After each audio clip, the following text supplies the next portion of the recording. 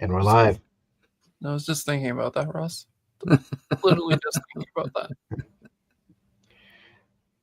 Come on in, everybody. We see you out there. Come on in. Come on in. There's rows. There's open seats in the front of the auditorium. Come on.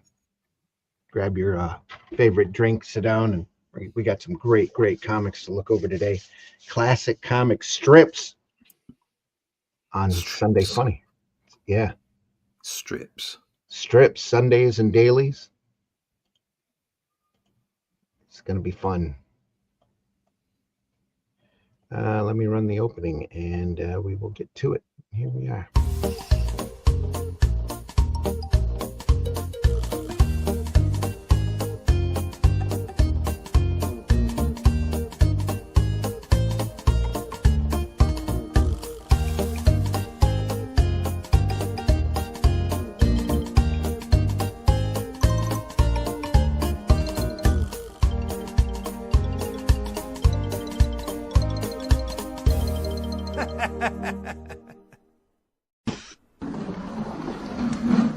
Hello, motherfucker. All right, we're in the first 2 minutes. Come on in, folks. We see you out there. There's the algorithm. What algorithm? We're not monetized. We're going to have fun. Come on. Here we are. Oh, if we were monetized, we wouldn't be anymore. No. You could see Nita being like, "What the hell are you guys doing?" I thought that was too cute to pass up. Hello, motherfucker. That's so good. It's so good. Love that child. Yeah. Out of the mouths of babes. Come on in, folks. Sunday Funnies. Sunday, the 4th of May, 2025.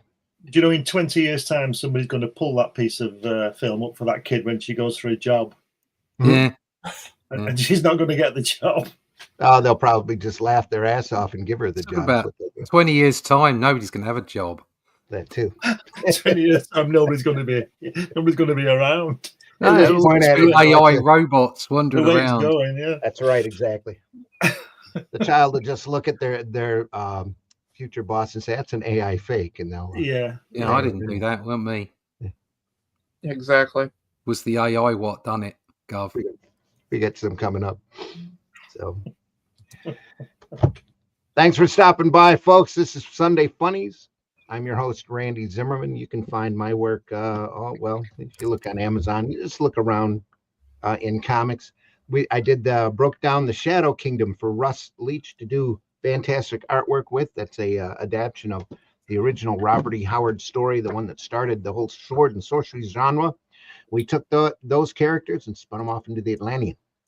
Russ again doing the great artwork. The original story is written by me. Number 2 is currently at the printer. Campaign is currently closed on that. Number 3 is deep into production. We can't wait for you to read it. And I'm loving it. Just keeps getting better and better. Other than that, Arrow Comics. Look for Arrow Comics. I'm usually associated with something that has that label on it in one way or another. And been doing comics for many decades. So happy to talk about comics here, which is the purpose of the show. Joining me this morning, Mr. Glenn Fleming. Glenn, please introduce yourself. Hi, everybody. My name's Glenn Fleming. I'm a writer, artist, and publisher. I write books. I've got 12 books on Amazon at the moment, but relevant to this show is my trip to see Jack Kirby at his home in California. You can get this on Amazon, Barnes & Noble, from New Haven Press, and all kinds of outlets. I also draw, and this is a book about my character Hatch. You can find this on Funn My Comic currently. I'm going to put it on Amazon, I think, at some point. And it features my character and somebody rustling about. Artwork, unpublished and published and unpublished artwork from the series. And occasionally I publish Comics Unlimited, which is a 100-page magazine about comics, articles and interviews. Randy and Russ are in the pages of this magazine. Russ has done a couple of covers for me. So check it out. That's on Amazon too. 15 issues of that so far. All right. We are That's it. We are live this morning. Marby is in the house. Says, may the sauce be with you. May the sauce be with us all. Says greetings as well. Sarah is in the house. Popping and saying, Sarah! I can't stand Star Wars, LMAO. So I'm bowing out. But hi, have a great show, and I'm sure you will. Sarah, you should stick around. You might change your mind. Yes, it's Star Wars. Sarah! Man, assuming he's in here. Yeah. Yeah, he is. Marby says, I'll be watching Rogue One this afternoon. I'm sorry. The only Disney Star Wars movie worth to watch. Well, it's the only one worth falling asleep in front of. So I've never seen it. No. do you know what? It wasn't bad, but you know, everything after the prequels is just tripe. It's awful. Yeah, wrong of you, Sarah. You should stay for the fantastic artwork. You might not like Star Wars, but you can appreciate the book. Yeah, you'll love this. Yeah, Al Williamson. Really good. Al Williamson's art is fantastic, and One of it's the best sacrilegious of the not to best, love yeah. Star Wars. Are you on a different mic today, Randy? No, I'm not. Am I coming through real bad? Yeah, a bit weird. Yeah, it's a little muted. Look at your settings. See what audio you're on. Check you're not on probably the is, yeah. webcam audio.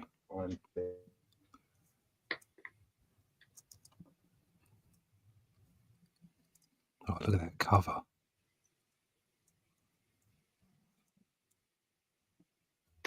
Whoa, he's gone. Only asked him to check his mic, not blow It's like himself I'm on up. charge. God help you all. Kaboom! Randy's gone. There he goes. He's back again. No, he is. Yes, no, he's not. He's gone. Well, yeah, professionally live YouTubing. Oh, Alison, you better introduce yourself. Yeah, I guess I could do that. Yeah. You just won't be on the big screen.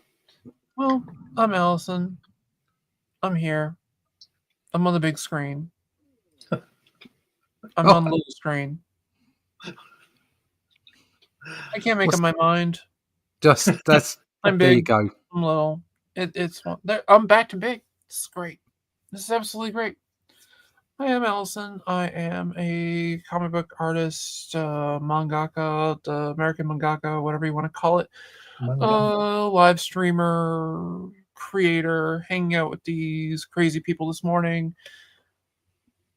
Definitely didn't get enough sleep last night. My hair shows it.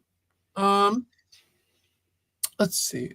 And I'll actually be drawing Star Wars most of the day on my my YouTube and Twitch channels. Just Allison McGlone on YouTube and alleycat_comics on Twitch. If you go on to Twitch, you get to hear music as I draw. Because copyright reasons, I can't play it onto YouTube. But yeah, buy my stuff. That works. I'm not awake. Sound any better? Does a cat? No. Can't see it. I'm still big.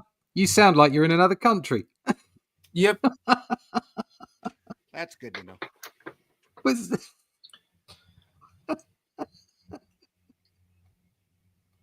Oh, dear.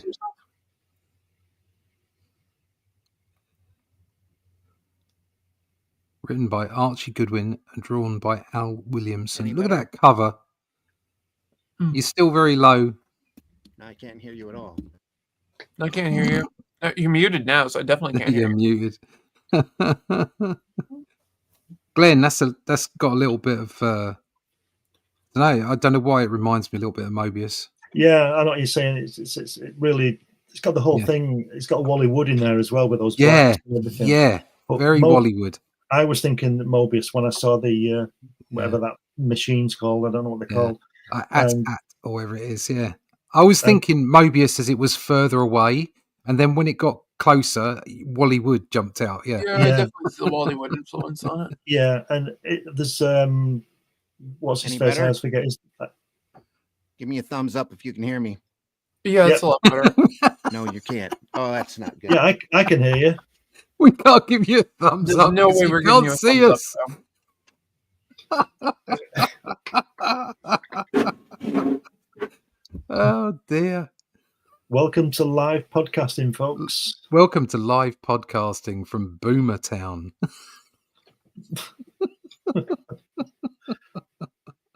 Speak for yourselves. I am definitely in the Gen X camp. As Do you am know, I.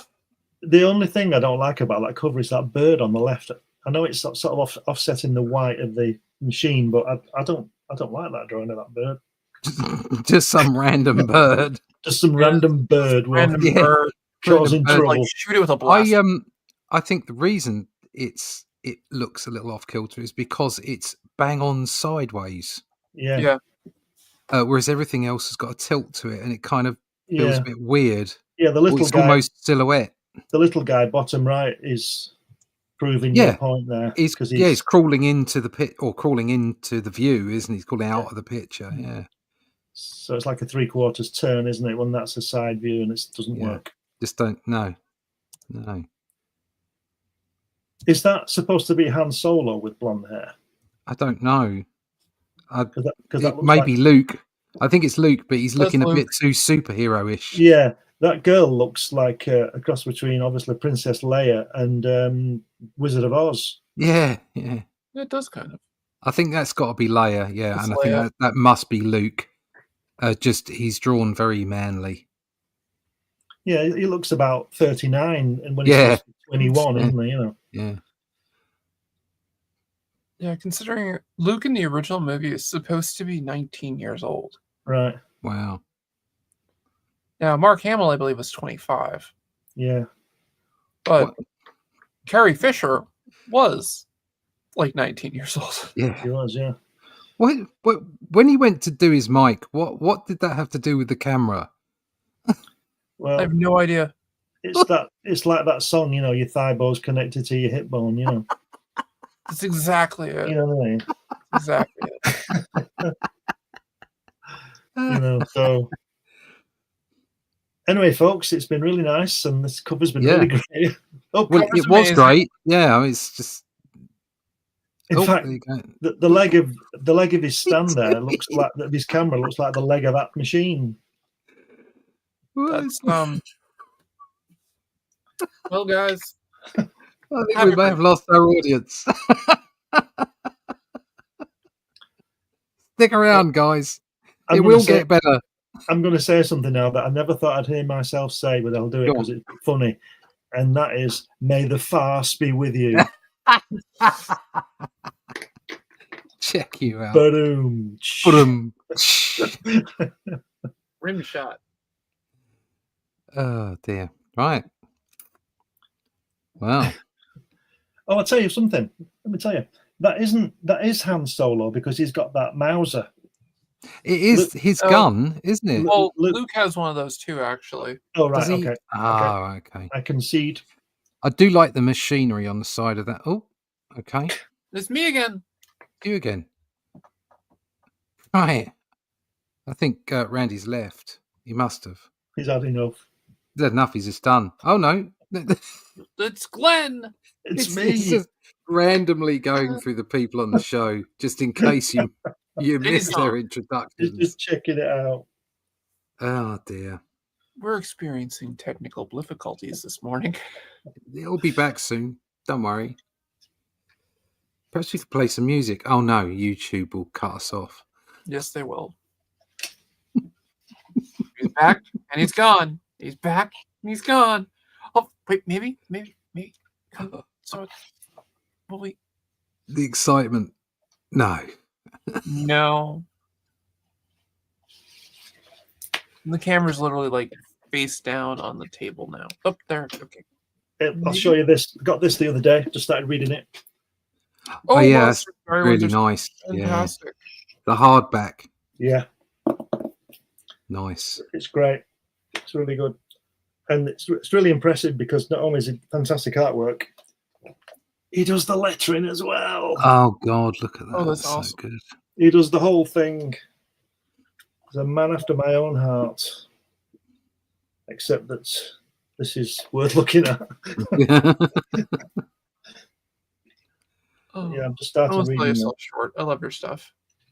Yeah, so do I, but I'm not saying it's as good as Barry Smith's.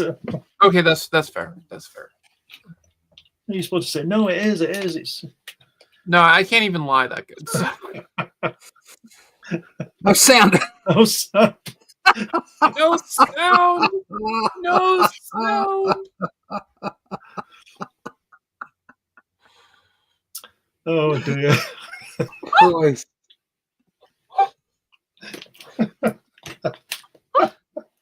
When I said the sound was a bit weird, maybe all you needed to do was lean closer to the mic. I don't know.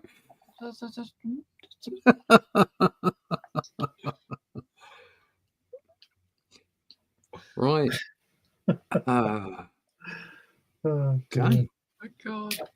Well, if you get my Hatch annotated book, you can see the rough and then the finished artwork. You know what's great about your book is you don't need any sound for your book That's because right. there's no speech in it. It's It pure storytelling. It doesn't. He only says the odd I know Ah, why there's no sound currently. It's because Randy's muted. And he's gone. Oh, he's gone. Hey, but look at this. Eat your heart out. There's Jack Kirby looking at Hatch. Oh, look at that. Oh, that's so good. That's an envious thing, mate, for you to have met Jack. And there's my work on his desk. Look at that. Look at that. Good But as stuff. I say, the best thing about my 2 trips to see him was to meet Roz. Right. Meet his wife, yeah. Roz. She was great. Great woman. Yeah. Yeah, fantastic. Can you hear me now? Yes. Yes, Maybe. Yes. Holy crap.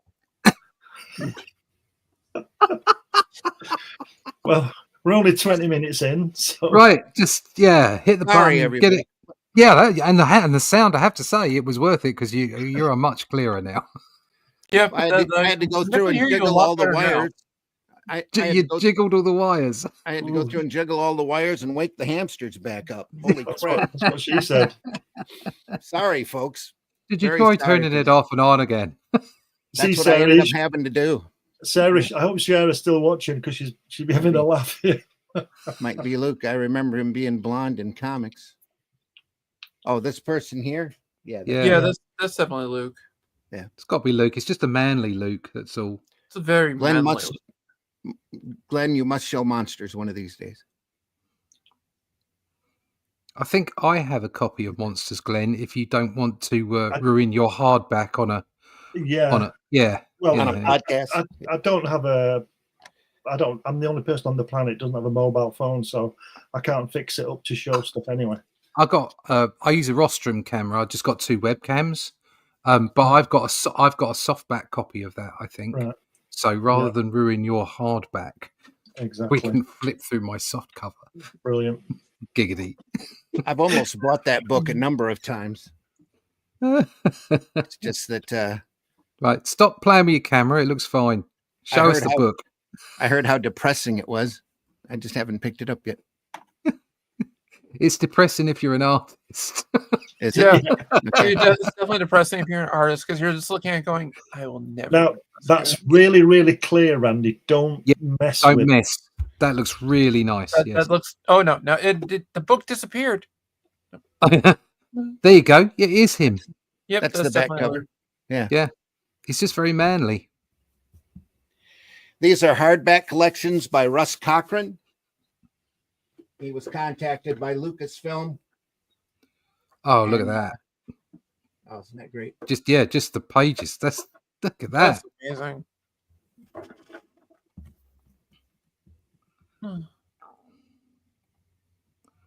What I really love about so much of this stuff that was done in the 70s is that when they got likenesses of people, it didn't.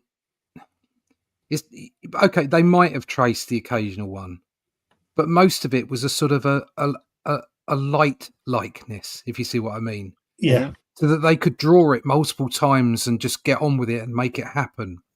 And I mean, there's a post doing the rounds at the moment on Facebook, and I think it might be a Star Wars thing. I'm not sure, but it's so obvious that the panels have been traced from photographs Yeah. of the characters Yeah. that you're looking at it thinking, is that a photograph or is that an illustration?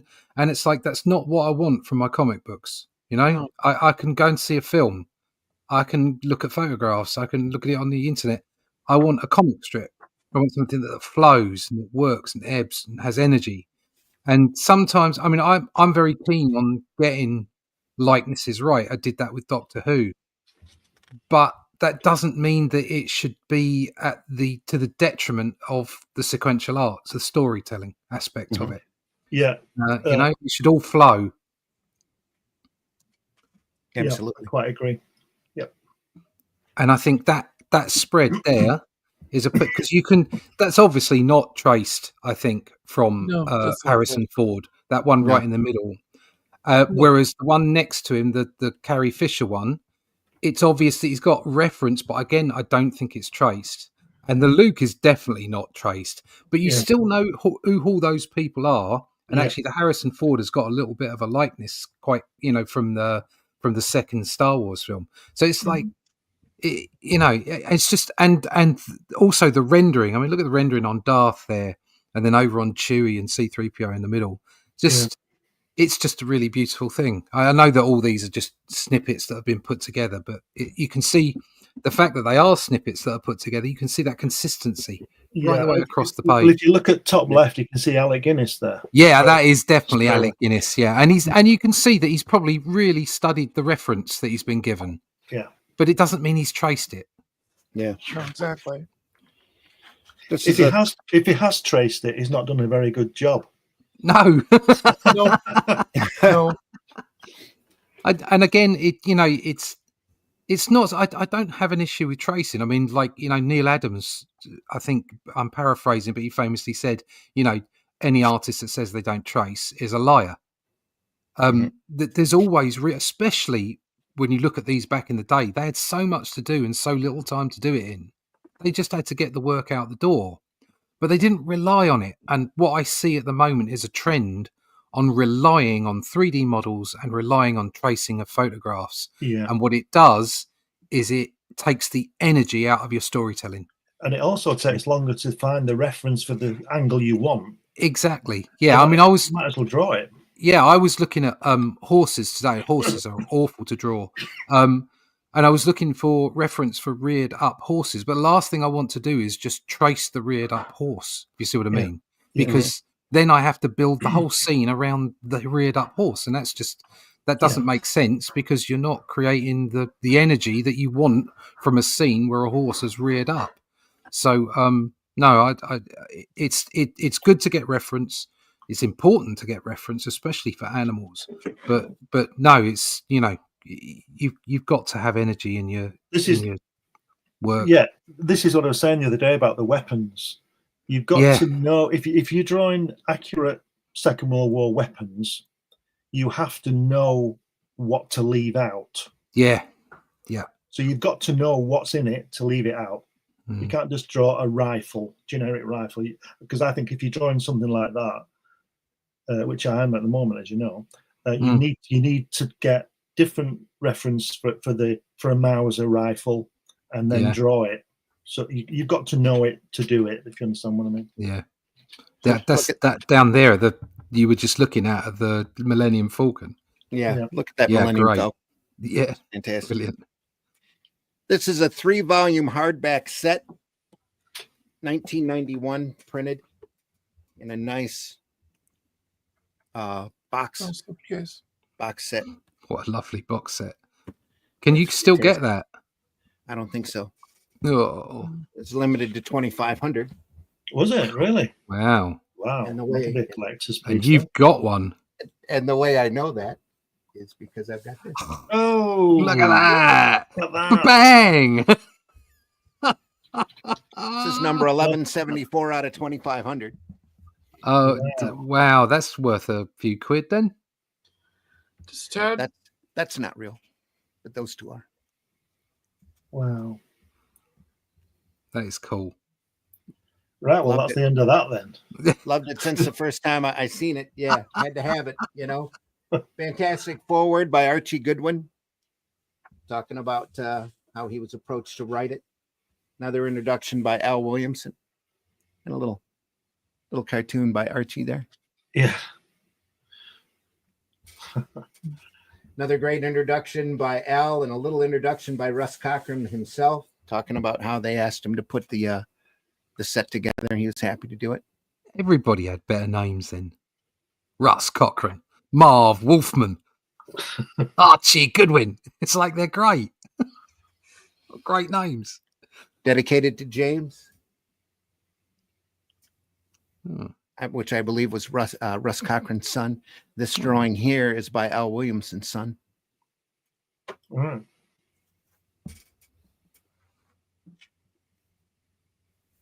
Oh, now there you go. Look at that. There we go. I need to be tighter on those? No, just leave it like that. Just leave it. It's okay. All right. Yeah, I'll live. Wow. Now, keep in mind the amount of workload that Williamson was carrying at the time. He's doing 6 of these strips and 1 Sunday strip, which looks like this on the next page here. Which looks like this, all in a week. Wow. Yep. And that's what he was doing. And what's interesting with these is the Sunday strips, I believe, are in continuity. With the story of the dailies. Because typically a Sunday strip isn't in continuity. They do them a month ahead of time. Mm-hmm. Mm-hmm. Then they have the dailies that tell the continuity. Because they have to be in color. Yep. Takes a while for the colorist. So were these originally printed in black and white? Yep. The dailies were, yes. Yeah. The Sundays were in color. Those were in color. In newspaper, on newsprint in the newspaper. Yeah. Is he using tints on those? Looks like it. He is. Yeah. Tints. This is still back in the mid to late 80s. Yeah, he's still using zip screens here. Yeah, he's using Zipatone and things like that. Yeah.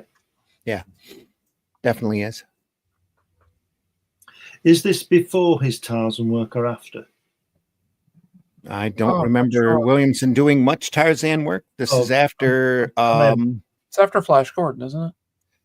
Or is it before? It's after some Flash Gordon. He had already done the Flash Gordon movie adaptation by this time. He had done the Flash Gordon comic strip for a few years. Right. I've obviously got the wrong artist on Tarzan. He's coming off of you're probably thinking of Russ Manning. Russ Manning handled Tarzan for many years, many decades, in fact. Williamson is just coming off of doing a long run on Secret Agent X9, I believe it is, or Rip Kirby, one of the two. And, so I always think Al Williamson's one of those artists that sort of slips under the radar. He's done such a fantastic amount of work, but not well known, not as well known as maybe he should be. No. He did do the Empire Strikes Back comic adaptation for Marvel. That was the first Star Wars work that he did.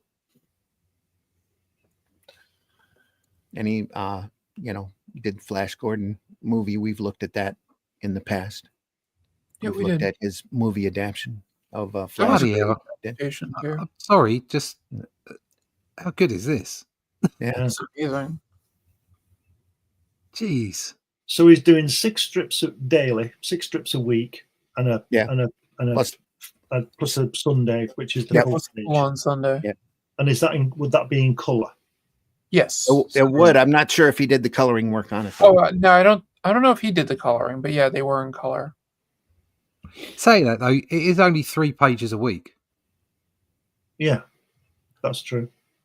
If you look at it from a whole page of comic strip for a comic book, it's three pages a week. Yeah, but look at the quality level on that. Yeah, no, I'm just saying it's 3 pages a week. I'm not Al Williamson, okay, but I would be happy to do 3 pages of pen and ink a week, and get paid what you used to get paid from the newspapers. Yeah, newspapers they definitely get more. Yeah.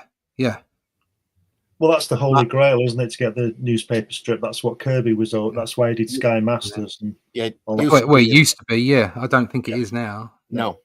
No. The syndicates usually contract now for 50% of any money that they bring in. goes to the creative team. That's a brilliant deal. Yeah, that's been the deal for quite a while. Yeah, King Features do that. It's I think it's the best deal you could get, short of them publishing it and you getting all the money, which you can't expect that. No. That was I agree. That's one of the reasons why, like, comic strip artists and all that way back had like serious money. Yeah, that was the big goal, was to get a comic strip in the papers. You were a star if you were able to get it. Then depending upon the number of papers that would pick you up. So I've been close a couple of times. I did when I just started, back when I was very young. I worked with a guy who was involved with the Sun, and we were doing a Guinness Book of Records one, and they were talking to him for several months with the artwork that I'd given him, and unfortunately that fell through. And then more recently, I spoke to the Daily Mirror about 5-6 years ago through another writer who knew them, and again spoke several couple of months of backwards and forwards, and it was very close, but didn't happen. But I'd have loved to have done that. I told you my experiences with Garth, didn't I, with the Daily Mirror? I was sending in samples for that, and the guy I was talking to was criticising my work, quite rightly, I suppose. And anyway, I found out that he was the guy who was drawing it. So I was never going to get the gig, was I? Never going to get the gig, no. And I would imagine Williamson or Williamson's apprentice is lettering this. No, they gave lettering to another person. So now that I think about it, I remember reading it in the notes here. Right. I was just wondering whether he Ed King. So, Ed King. Would that have been somebody in like Al Williamson's studio? Somebody Archie mentioned here in closing, thanks would go to letterer Ed King for coping constantly and well with my often wordy dialogue balloons, and to a long line of Lucasfilm editors, from Carol Littleman to Deborah Call to Anita Gross and Lucy Wilson, all of whom were helpful, supportive, and with a slow producer like me, extremely patient. Yeah, that's what Archie says at the end.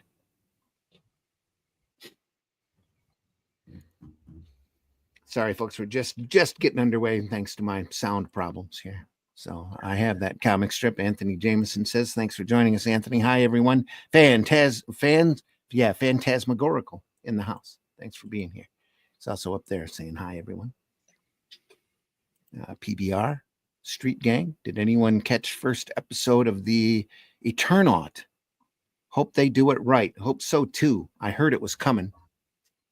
I think, where is that? PBR on Netflix. They're adapting the Eternaut. Huh. I had no idea. What is it? Never heard of it. That is a strip by a very, very famous strip by an Argentinian artist. We had talked about him before. Matt with 3 T's on the end of it did a fantastic video on it and his history. That's how I learned of him. I didn't know of him before, but it looks fascinating. It's very much a political science fiction strip.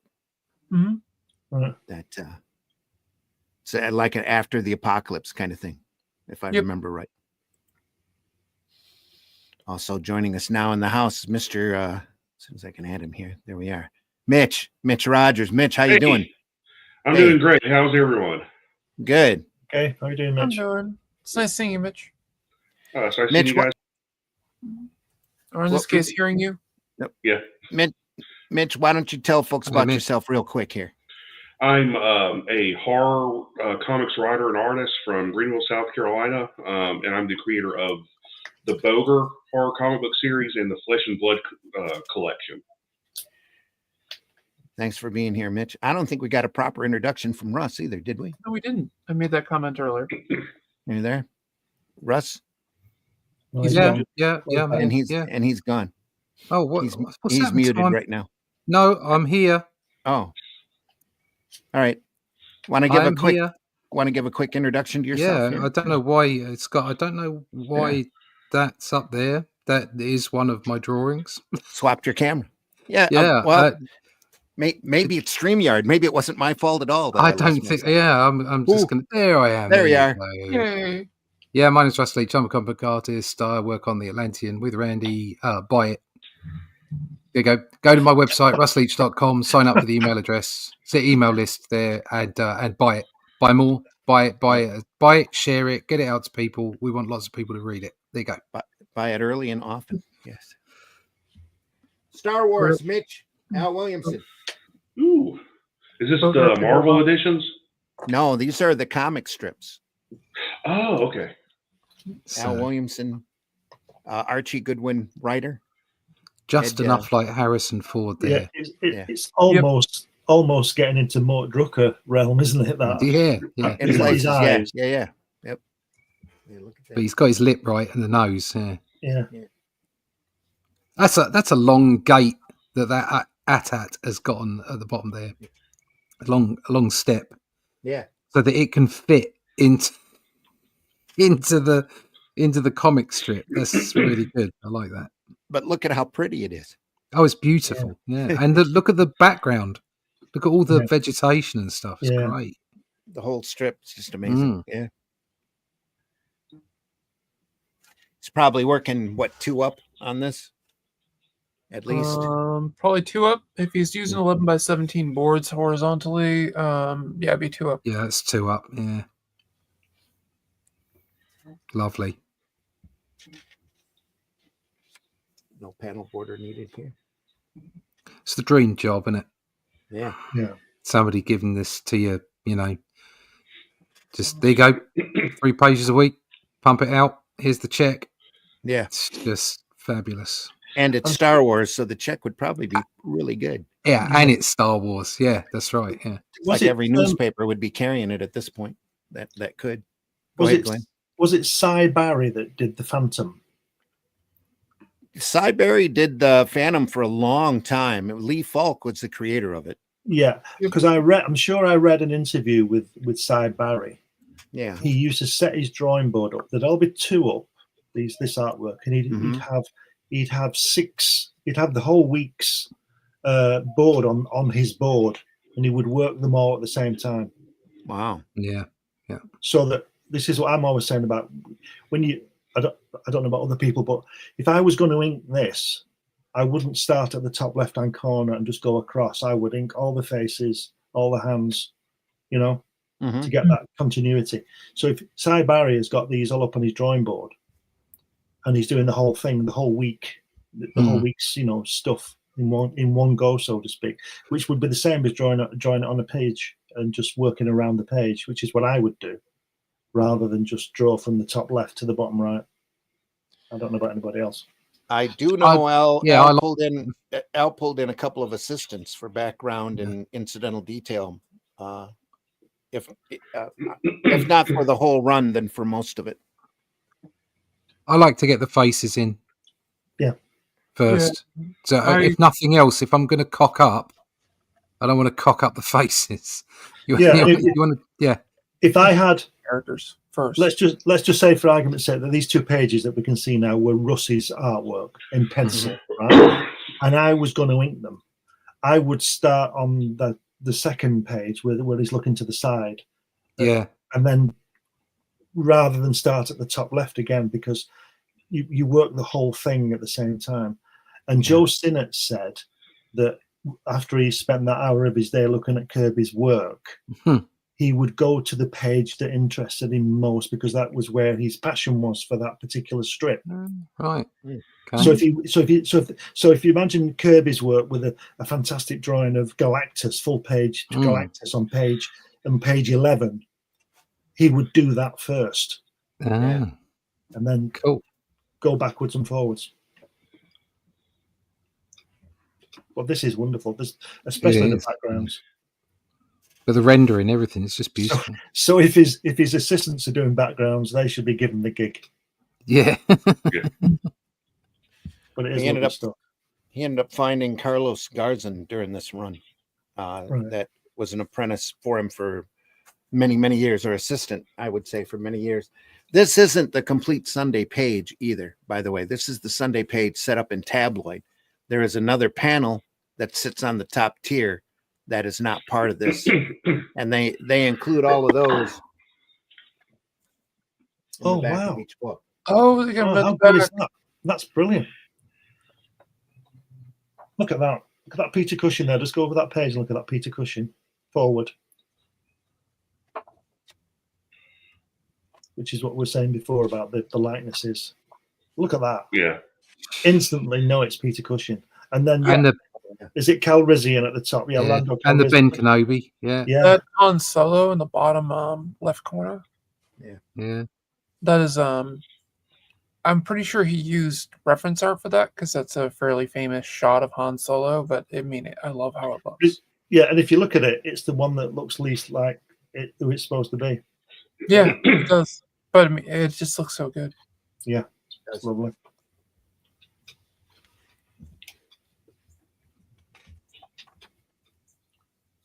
They must have a great time working on these things, you know. But then again, they probably don't because it's really hard work. Had to be a huge change too, because he's coming off of a secret agent strip where he's drawing very domestic settings and scenes and people talking to each other a lot. He's probably glad of it. He's got all of these machines and guns and, you know, all these great backgrounds that he has to deal with. Yeah. You probably have to get his Wally Wood comics out to look at the backgrounds. Look at that. That's just great. It's great, isn't it?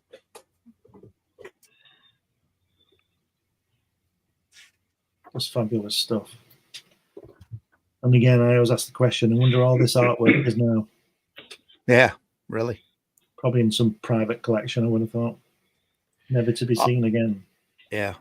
All of the stories in this run happened between New Hope and Empire. Right. And then they got to introduce a lot of new characters as they needed them for the stories. That guy in the middle there on the second page looks like that guy in Doctor Who. Yeah. Potato head guy. Yeah. Does he looks like half a Centauran. Got a little lizard guy over here too. Yeah. Pretty cool. Little assistant. Yeah. Is that on that bottom right, the last panel, Randy? Is that crosshatching there? That's where they're leading off that there. It is. It's all line work. Yeah, all line work. Yeah. Yep. Lovely. Look at that hand as well on that rock. It's just lovely. Yeah. A little bit of negative space here.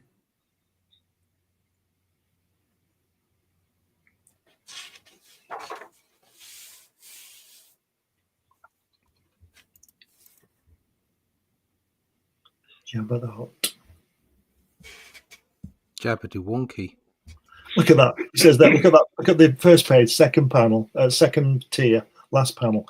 Let's not get spotted. And that little guy should say, "I've already been spotted." Spotty. That's a lovely panel next to it, isn't it? With that shadow. That one, yeah. That's great, isn't it? I like that. The characters back here, yeah. Yeah. I like the way they on that one, that panel, they didn't complete the word balloon to make the circle. On the other side, but on the other side, the way it just lets it fade. Mm-hmm.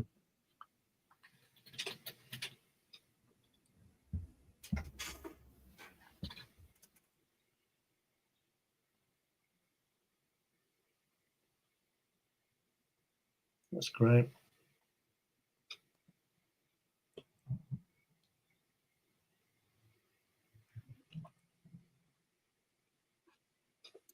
It just looks so good.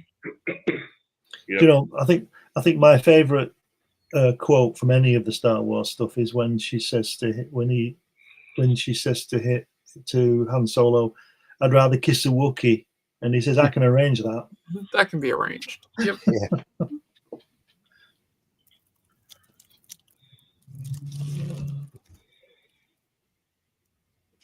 Again, just zip screens and line work here. This is line work here. Yeah. This is a zip pattern. Back here.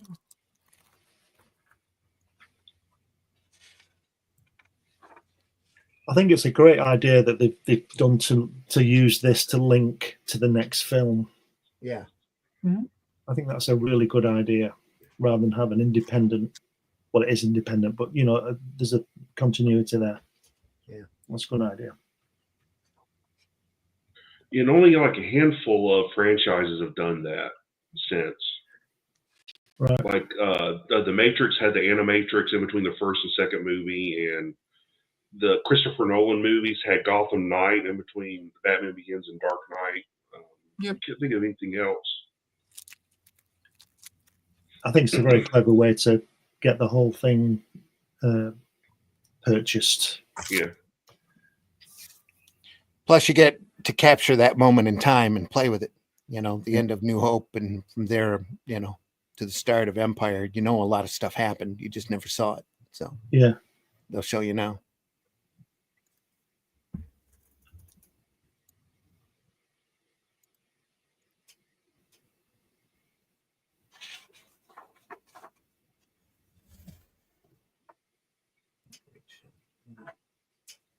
I see it too.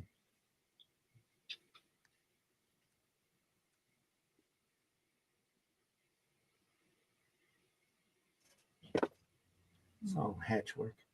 It's great, isn't it? To show the stone work, yeah. It's fantastic.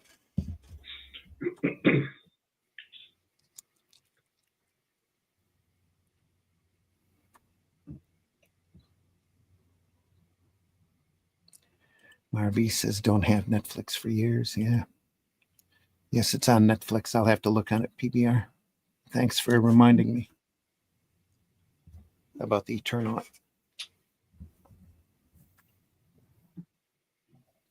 I was shocked to see it. I didn't see anybody announcing it or anything, but it's not the kind of comic news that hits the wire anymore. Look at that. Beautiful. Has that guy got a force field around him? Oh, he's looking at sorry, it's one of those projectors, isn't it? Yeah. Yeah, it's supposed to be like a hologram. Yeah, hologram, that's the word. Yeah, he draws great alien terrain, doesn't he? Yeah.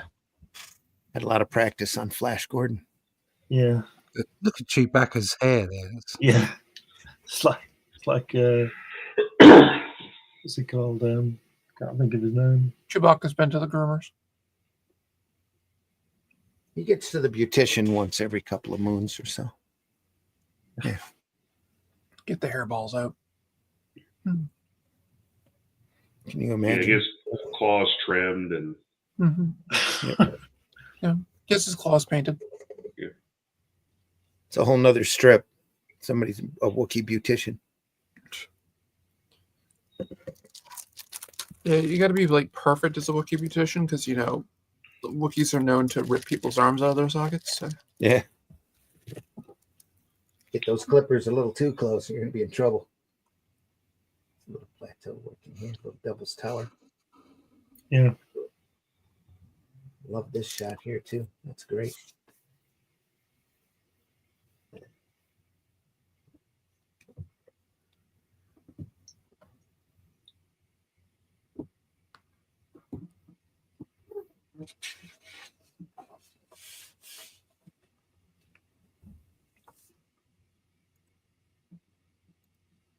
Wow. This shuts all up. Who what? This artwork has shut us all up. Yeah. Yeah, it has. The lovely folds in the on the top right there. Fantastic artwork. Yeah. That's why when Allison suggested we look at some Star Wars, I'm like, well, if we're going to look at Star Wars, we're going to look at this. We can look at these Star Wars. Yeah.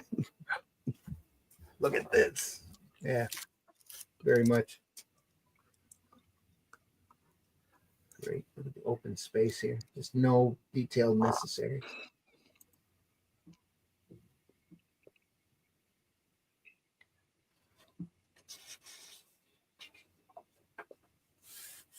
Love to have Gil Kane Starhawks in this kind of format. That would be nice. Yeah. That'd be fantastic. Instead of the little tiny reproduction I had that we looked at for a couple episodes. There's a Millennium Falcon again. I think that bottom left, I think I'd have left that panel border out. Yeah. But then, I would if it was a page. Although he's left the panel border out top left there, hasn't he? Yeah. So he does do it. Yeah, I'd left it out there. Yeah.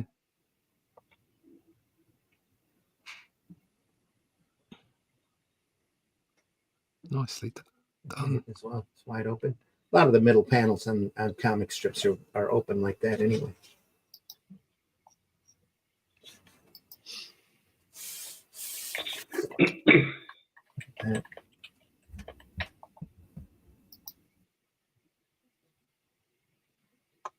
Just looking, he died in 2010, age 79. Williamson. Yeah. Alfonso. The great Alfonso. He grew up in Bogota, Colombia. Born in New York, and then he spent his childhood in Bogota, Colombia.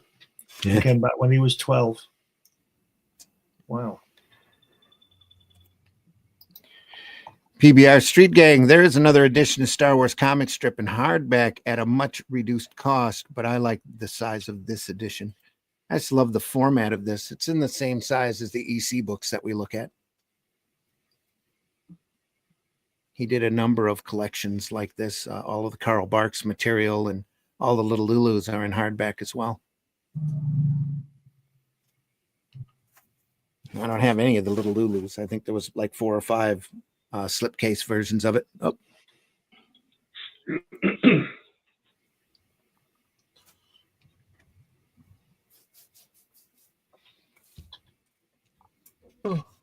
I've got 3 or 4 of the Barks sets.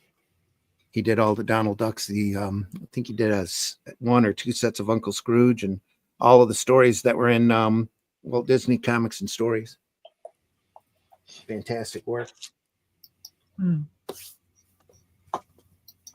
have to look at that soon as well.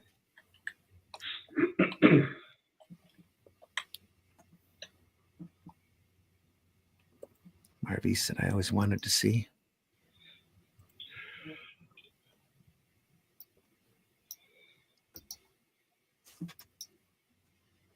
We're not talking. I'm turning. Keep turning. Yeah, I'm sorry. I'm just kind of engrossed. That's all right. I'm just marveling at the artwork. Yeah. Some fantastic stuff here, folks. We need to do Al Williamson's Flash Gordon next. We did the Flash Gordon movie adaptation. No, yeah. I was thinking more. I don't have his strip collection, though. I'll have to dig that up.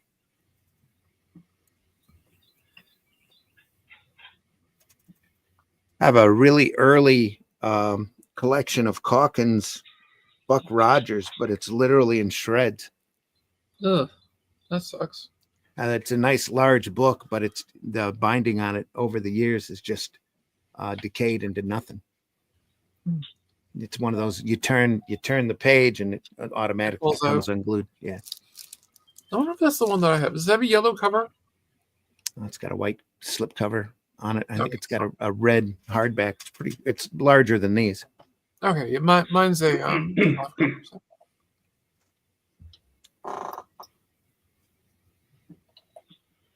So I think I bought it at a used bookstore, and it wasn't taken care of in the best of ways. Those are some really cool looking Star Destroyers. Yeah. Oh yeah. Yeah, they look really good.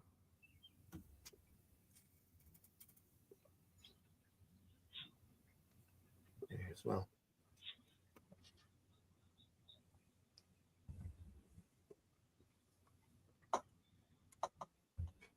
Look at that. Must have taken him a half an hour. No, just kidding. Just fantastic stuff. Yeah. I love that Darth Vader illustration. I like how he put the reflections of the ship on his helmet. Yeah. Yeah, that's something I can't really do well.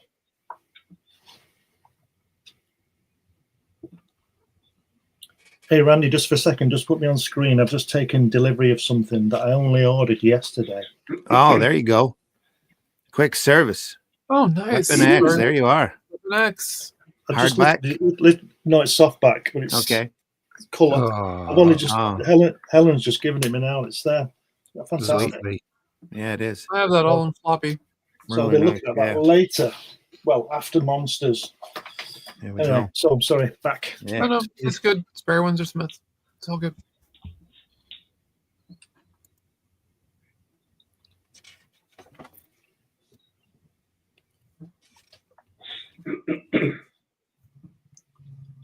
Wow.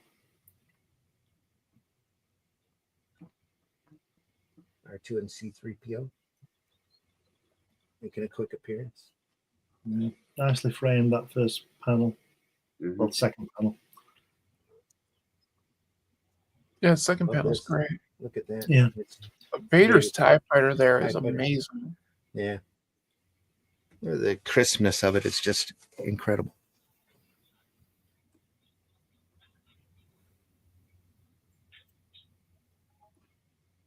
And then again, if you look at the second page on the second panel, the framing of those rocks or whatever to the side of the action of 3PO and the ship landing, and then on the next tier, it's framed by white. They're framed by white. Yep. It's just a great device.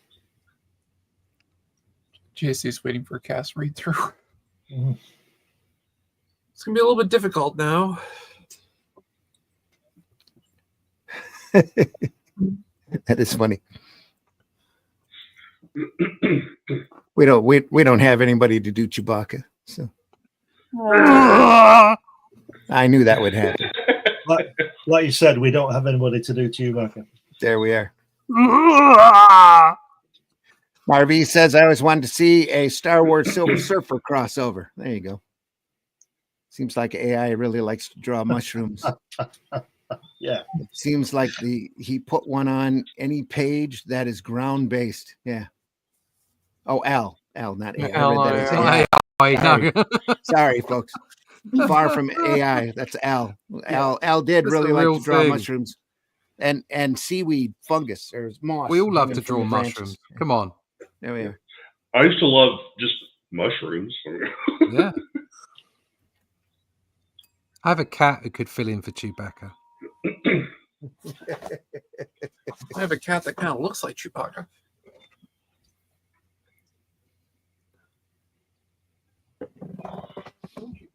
Yeah. I like that force choke on the bottom. Yeah. Hey, Darth, can you force choke a chicken? My own way. Unfortunately, that was burned off in the volcano. Fiasco. That's why he's as mean as he is, but that's another story. Yeah. Go to oppose my plan. All these trays are wet. Where have you been keeping them? In a rainforest?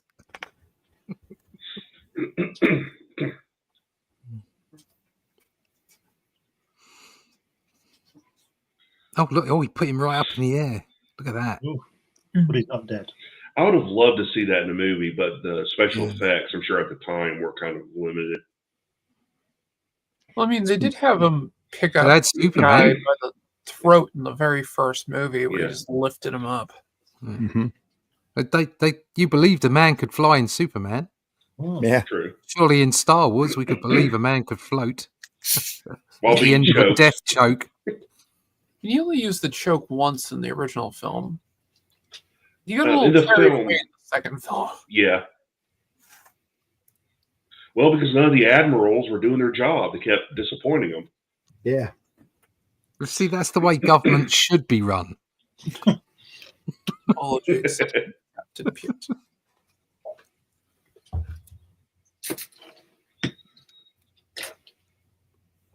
Very nicely tinted, aren't they? All of these. Yeah. I think the usual way of not doing your job is the right one. You know, you get the sack. The trouble is they don't apply it to themselves. Yeah. You know, if I don't do my job, I get the bullet. You know, if I'm working for those guys, I get to be the prime minister.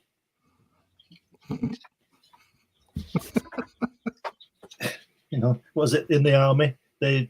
What did they do? Sack people up or something? Yeah, fail up. Yeah, there's been a lot of that going on for the last 10, 15 years, actually. So well, same thing over here. Working everywhere. It's going on everywhere. When I worked for a major telecom company that may or may not rhyme with Horizon, they used to promote people so they could do less damage. That's what I mean. Yeah. They call that failing upwards.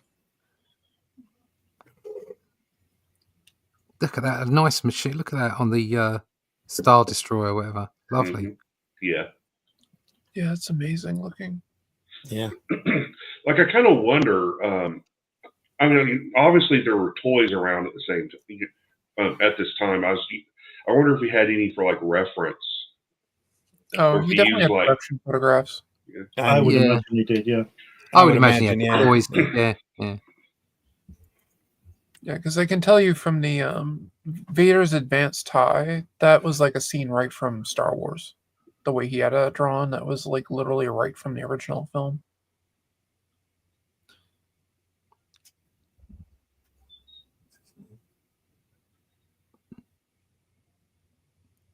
Nice. Yeah, is that the Superstar Destroyer or something else behind it? Something else. It's like that docking station that was in a few pages back. Yeah, it was in like a star shape, wasn't it? Yeah. Oh, it's that. Yeah, it's that thing. Right there. It's a space station thing. Yeah. It was a star bay for Star Destroyers. Yeah. There we go. Imagination. They probably sold that toy at one point or another. That's how he got that design. It's back during this period they couldn't keep enough toys on the shelf. I think Kenner basically kept, or Star Wars basically kept Kenner in business for a while. Oh, definitely did. Saved Marvel. Yeah. I think they saved a number of companies like that. Number of industries. Yeah. Yeah. Meanwhile, Mattel's still kicking themselves for rejecting the Star Wars toys. Yeah. Yep. So, and now nobody wants Star Wars toys. Yep. Well, they still want the old ones. Yeah. Still want the old ones. You still find a decent one at Ollie's every once in a while. The biggest gaff in entertainment was the guy who turned the Beatles down at Decca. Yeah. Yeah, that guy should have a job in show business. Yeah. Should be force choked. It held up in the air and then dropped. It probably was. Probably still falling. Plenty of people were getting choked back in the industry then. Oh, I like that. They're actually putting in, rather than just having sound effects, they're giving R2-D2 actual speech bubbles. What? That's great. Now, what they should do, or should have done, and I'm kind of adding a lot of humor into it, is put like an asterisk after what R2-D2 is saying, to put like a balloon or a caption bubble at the bottom with what he's actually saying. Like a translation. That would actually be kind of fun. Or they should have just put like, exclamation marks and everything in there to make it look like he's swearing. Well, that's what I was going to say. What they should do is they put in the beeps and the boops and all that stuff. And then down at the bottom with the asterisks, they just have it like, the censored out thing. Where expletives. Yeah. Have them always. Come to find out, R2-D2 had the dirtiest mouth of all of them. Yeah, they bleep out everything. It's not right in my ass, you gold-plated twat. I beg your pardon.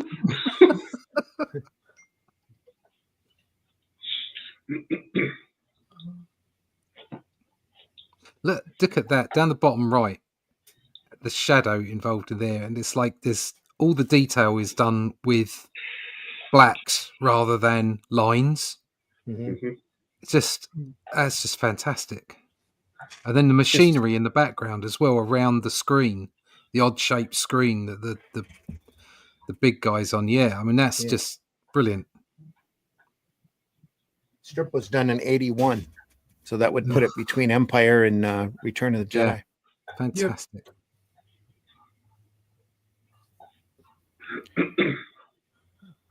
Right in the golden age.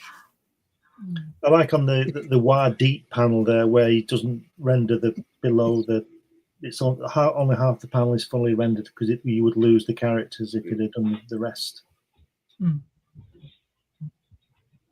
It's almost like they're looking into the situation. Yeah. Just a great page in general. Yeah. Yeah, that page is great. Yeah, I apologize for the constant clearing of my throat. I got allergies. 'Tis the season. Yep. That it is.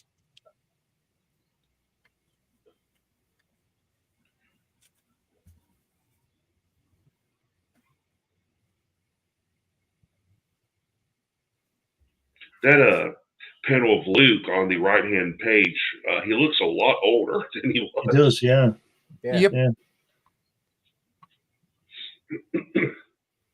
And it He's doesn't like- really look like him, does it?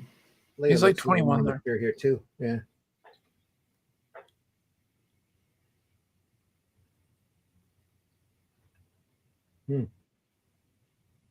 Another great shot. Look at that fauna there, that tree.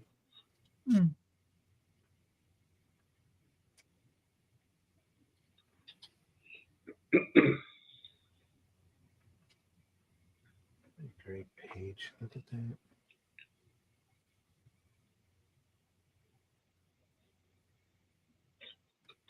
Yeah, you got to wonder where the originals for these are gone. All right. Well, you just hope that somebody's got them and they've not been destroyed, don't you, really? Yeah. I mean, I know we'd all like to own them, but yeah, as long as somebody's got them. Yeah. This is all line work back here. Same here. This looks like all cross hatching.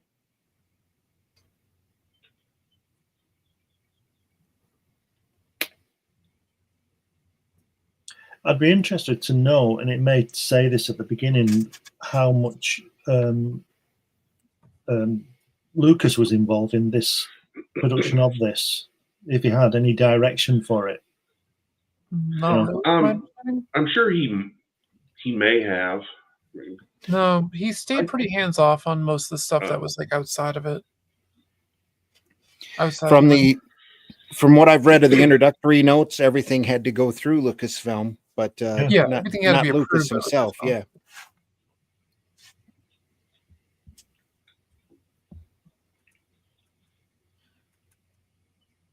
Because I know that, like, Lucas didn't like read any of the novelizations or anything like that. He did read some of the comics, though.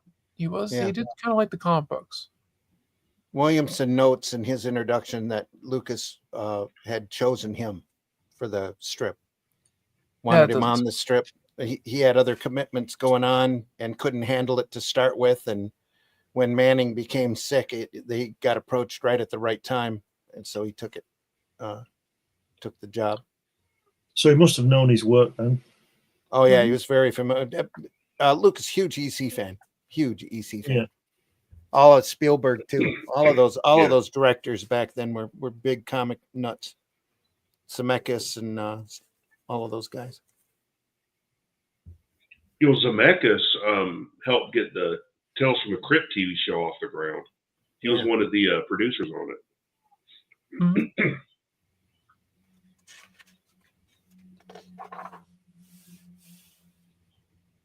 Dark Luke up there. Oof.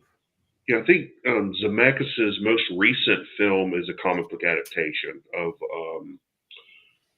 what was it called? It ran in Raw magazine, the one where it was like one spot on Earth and it goes through time. What's it called? Home or something like that? I'd have to look it up. Yeah, I'm not sure. Don't know that one. Is that in colour, that piece? It's colour on my screen on the second page, where he's going wild, bleak, burr. It looks like I can see blues and oranges and green and yellow on it. Yeah, that. No. Might just be the camera. No, that's. I think that's just camera artifact. Yeah, it just looks like it's in colour. Yep. Let's see, Robert Zemeckis.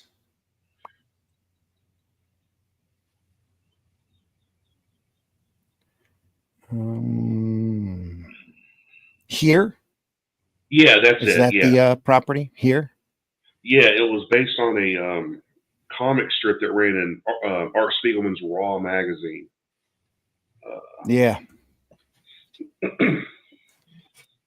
Yeah, I was going to show some of that until I looked through it and saw that there were some parts that YouTube would probably really object to us showing. I just put sticky notes over. It's fine. Yeah, that'd take a lot of sticky on some of those strips. We'll have to look through Mouse one of these days. Oh yeah, put it on. One of the greatest comics of all time. Yeah.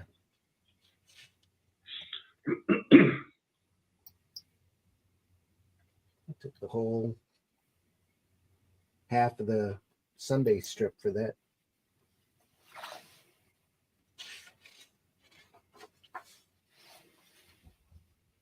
Look at that whole page. Their whole strip.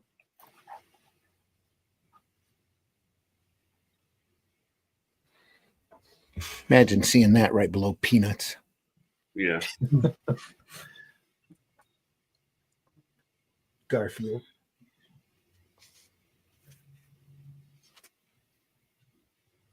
Beautiful here too. Look at that. Executor. Yeah, it's really good looking. That's cool too. Yeah.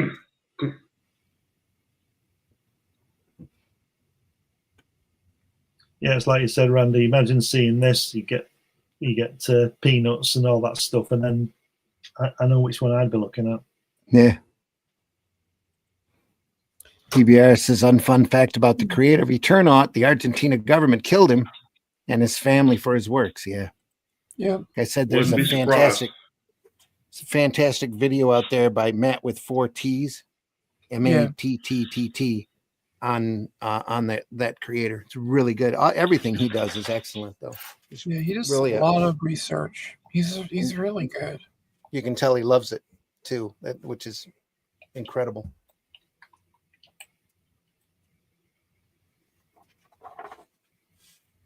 Where we are again.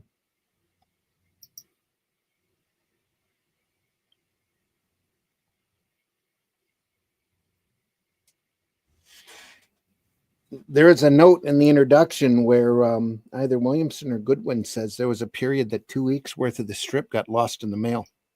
Oh. And they had to go through and have hire people to do it real quick because Williamson couldn't blow the schedule he was already working on. I think it was Tom Yates and somebody else ended up having to fill in. Should have got Jack Kirby on it. That would have been a Yankin style.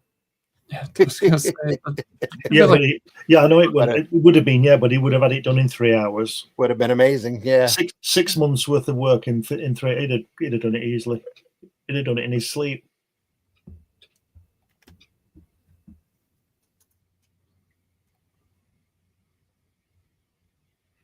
I'm just reading about this Oosterhout guy who did that Eternaut thing.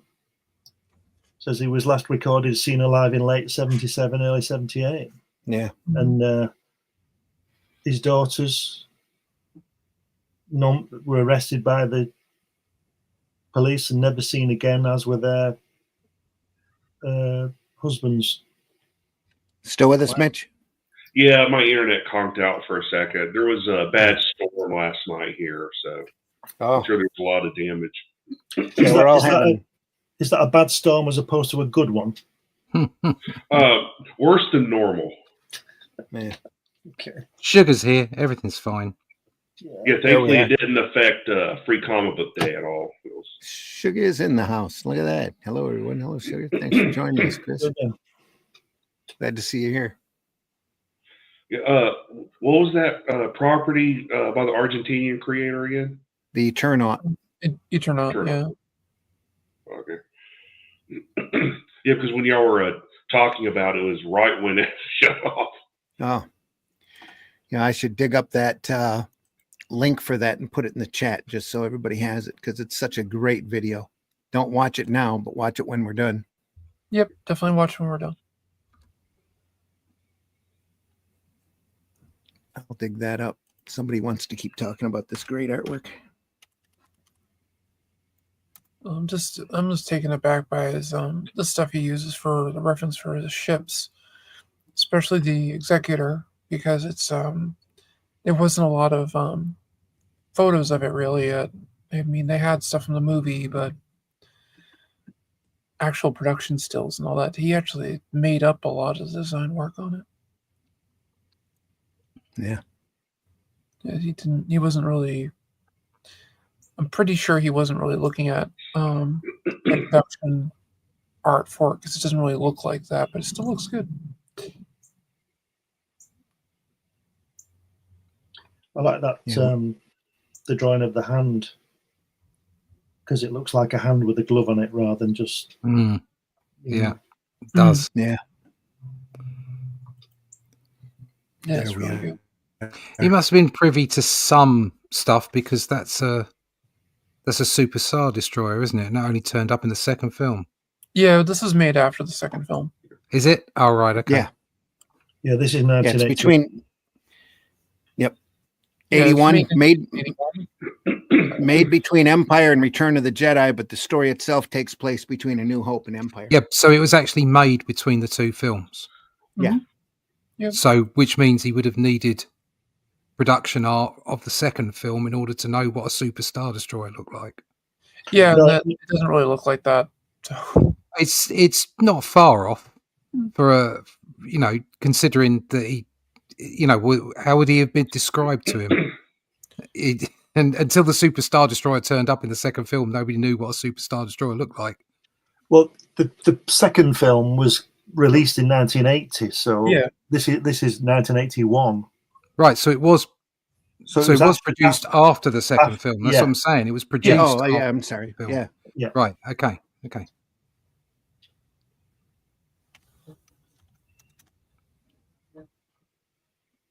There it is. That link is now in the chat. Yep, there it is. Matt's great video on the Eternal.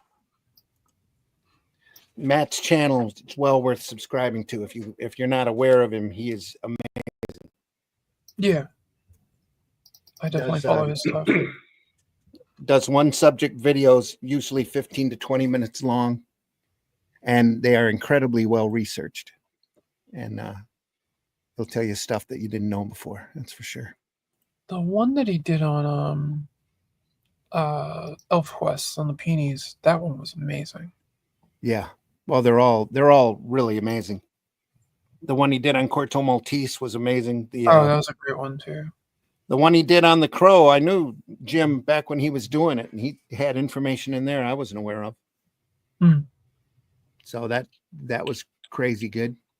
And his Miyazaki video is more than well worth watching. Just fascinating. When the greatest anime director makes a manga, that's what it's called. Yeah, that was Nausicaa in the Valley of the Wind, right? Nausicaa of the Valley of the Wind. Yep. Yeah. And he talks about the effect that it had on art all over the world, which is fascinating. Talks about Mobius and just really, really well researched on the subject.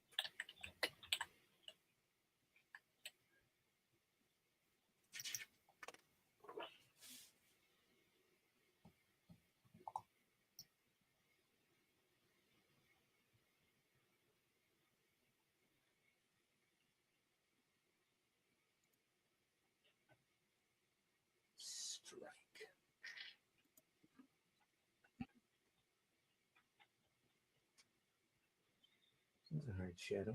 Okay. Again, more Great Vader.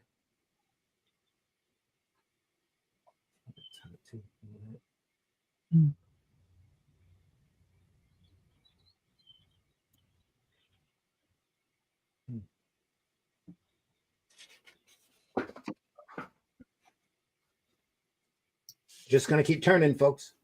It's fine. That's I'm fun. kind of into it. So. Hard deadline.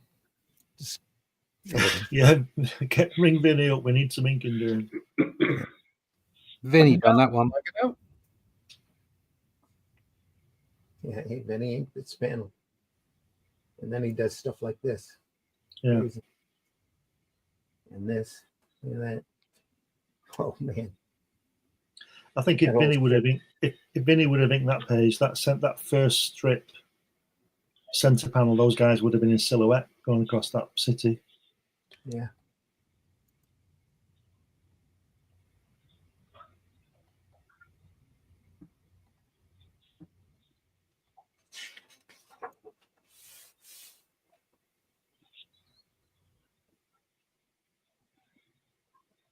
Blondie.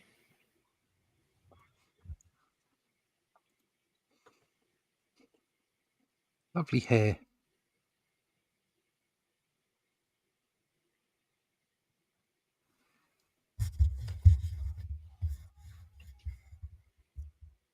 Who's she? Who's this new bird?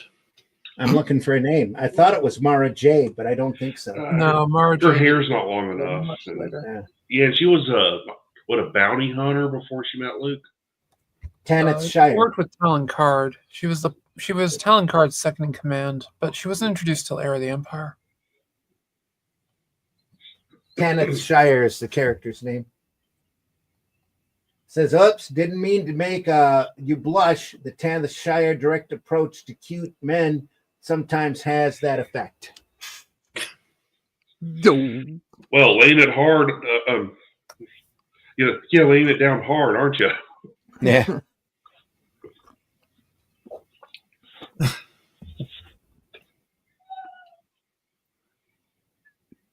Oh, look at this. This is no. I'm sorry, I can't. She says, "Let's clear up another important detail. You married, engaged. You know what I mean? What are we doing here?" Or otherwise involved. She just wants to know if he's going to waste her time hitting on him. That's all. So she's a bit of a tart then. Well, the 80s sensibilities, folks.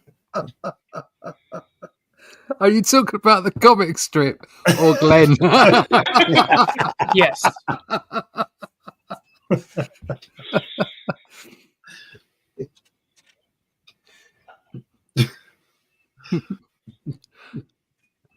Oh, he's got nice hair. And look at that! Oh, look at that fur ruffle around his neck. I was going to say, and a wonderful fur collar too. Yeah. Looks very sweet, doesn't he? Yeah. Excellent. You could have got Freddie Mercury to play him in the film. There you go. The way they're floating down that on the right-hand side under the Star Wars logo, they're floating in that area. It looks a bit Kirby-esque. It does, yeah. Yeah. It does. Yeah, it sure does.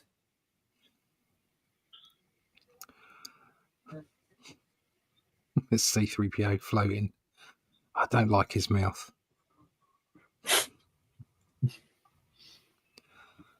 Sith Lords. Time to put my nervous fellow administrator's fears to rest. Gentlemen, suppose Darth Vader wasn't around to watch. He pays, you know,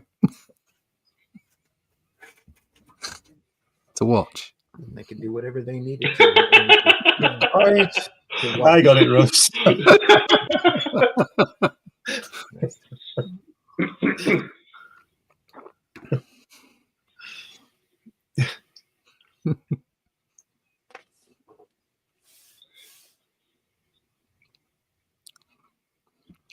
He's that guy is almost Bones. Yeah. Bones Yeah. is Yeah. Yeah. This is not my IP, Jim. Damn it, Han, I'm a doctor. Oh, I love this alien down the bottom there, talking to the tart, This guy here. talking to the girl. Yeah. Yeah, what a great alien! We don't need a lift from your supply tug, Tanith Shire. He got stuck with a last-minute job from Admiral Griff, no less. It's not fencing, sir. I know we're rebels. I know you're a rebel spy. Huh. We're quite a way through this now, and it seems a little bit more Talking Heads-ish. Yeah. The artwork, and it's not because the art isn't as good. It's just not quite as exciting. Well, you're dealing with the hassles of a daily strip and having to move a plot along on a fast clip. Each of these stories are 10 to 12 weeks long. So you have a really tight beginning, middle, and end.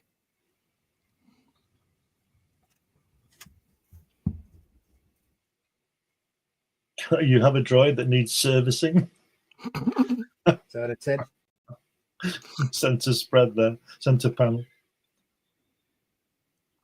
You have a droid that needs servicing, sir. Time to repay the favors. And then she turns up. Still with lovely hair. Yeah. Well, I mean, I have something that needs servicing, but it's not a droid. Can Darth watch? He pays well. Look at that use of shadows here. Well, he chokes his chicken. I'm gonna force choke this one.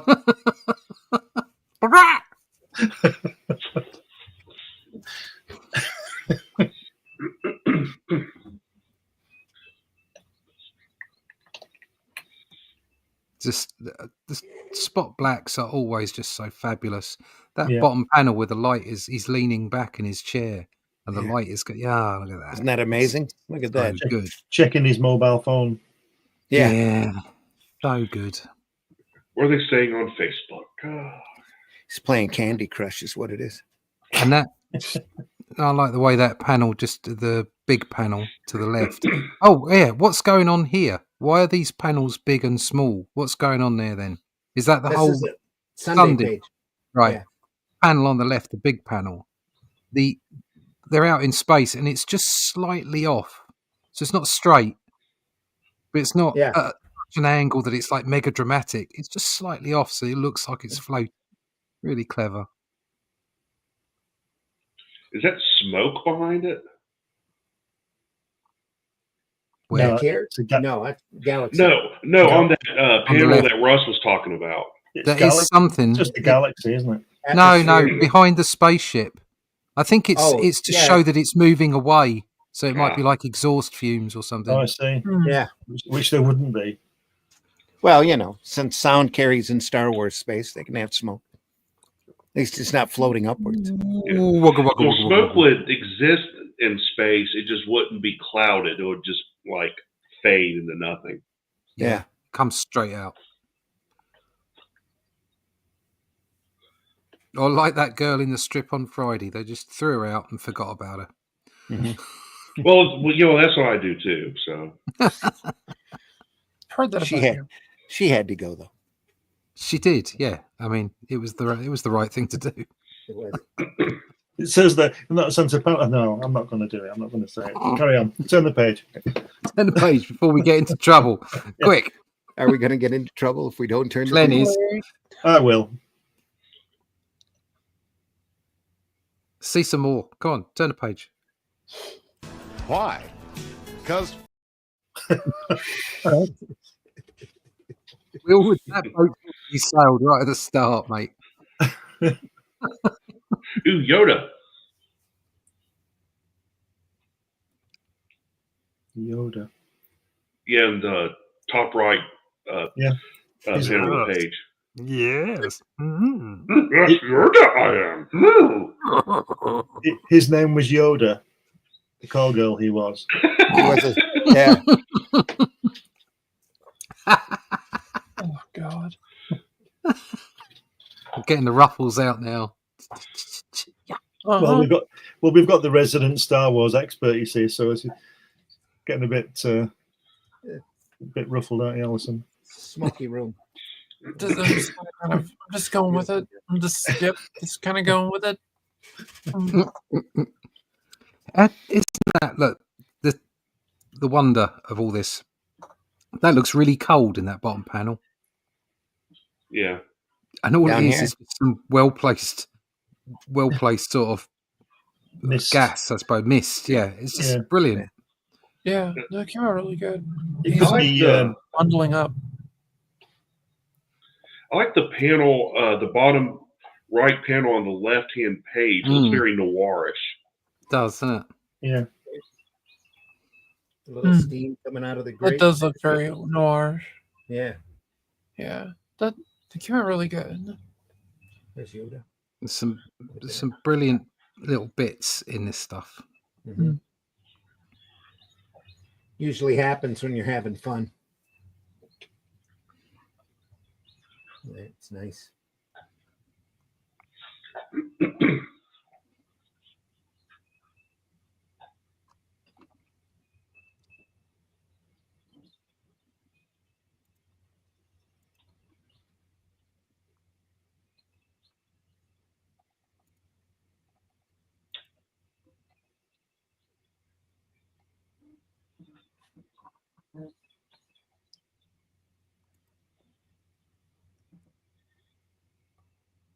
Admiral Griff, that was the guy who was choking earlier on, isn't it?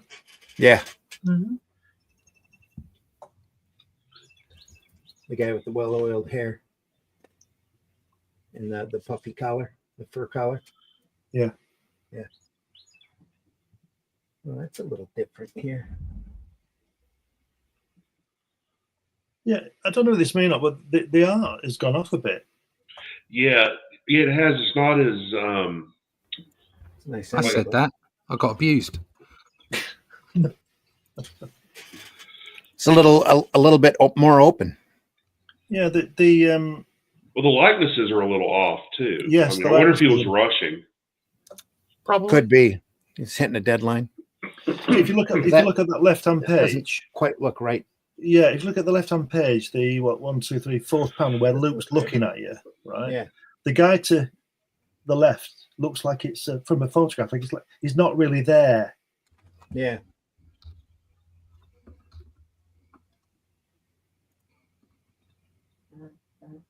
Nice bricks though to the right of the Luke's head there at the bottom panel. Right here. Yeah. Yep.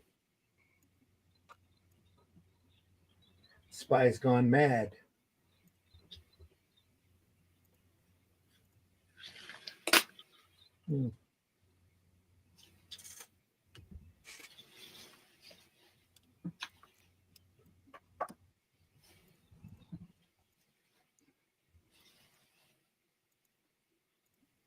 Still just a straight Goodwin and Williamson signature there.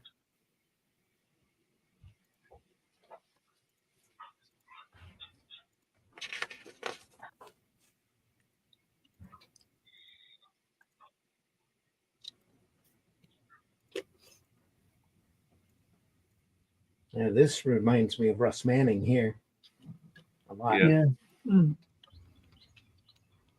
Who? They were both really crisp. Russ Manning. I was joking. Oh,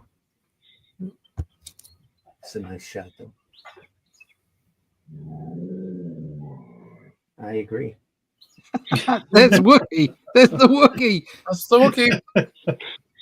Yeah, that was Champ. He's upset that I'm not taking him outside right now. So he growls at you. Yeah. That sounds about right.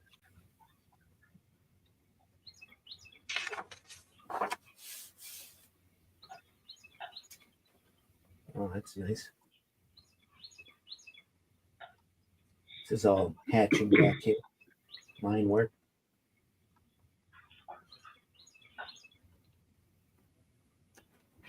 Tight shot of the face.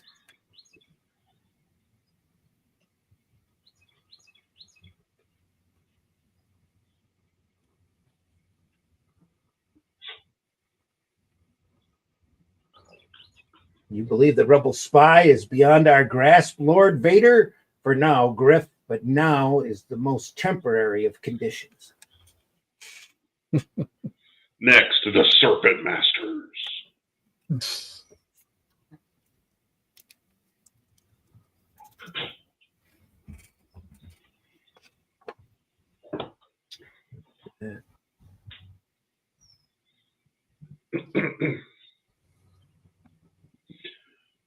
Yeah, I like the ship going into light speed on the right-hand side. Yeah. Yeah, I like that too. Again, that whole page is nice. And then it tells you again, the Serpent Masters again on the Sunday page. But the last page said it was next. Mm. Yeah. Well, they're finishing up the old story here. The Sundays are, you always had to remember most of the papers.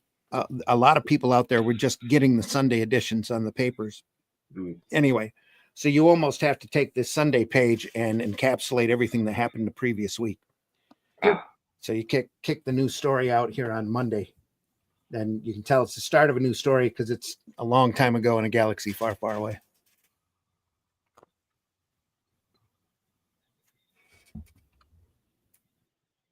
It's just a nice perspective shot here. I like it. Look at those.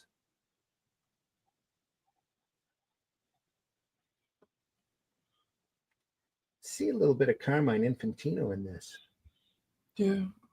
The light speed sequence there also looks really cool. Yeah. Nice angle again here. This is pretty here too. Just great. Look at that.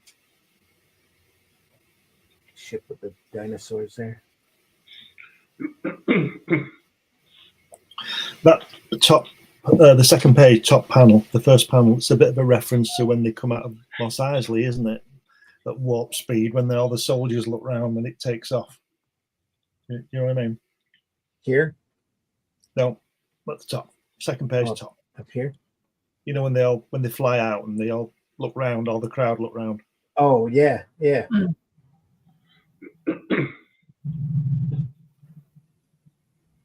See, the dog agrees with me.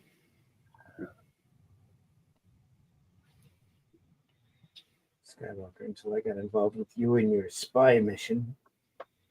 Who knew I'd ever have to ride in my own handiwork?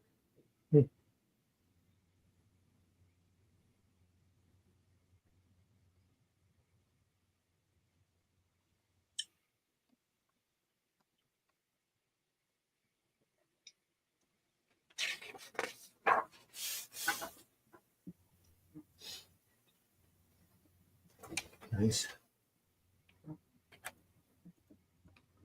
They're covered in foam. They're having a foam party.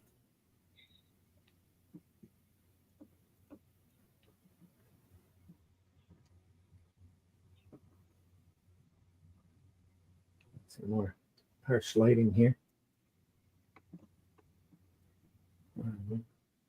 Most people couldn't spy on Darth Vader and escape alive.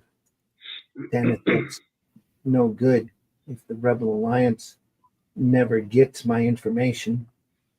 Here I am stuck on some forsaken piece of galactic real estate, while who knows what is happening to the real or to the people I really care about.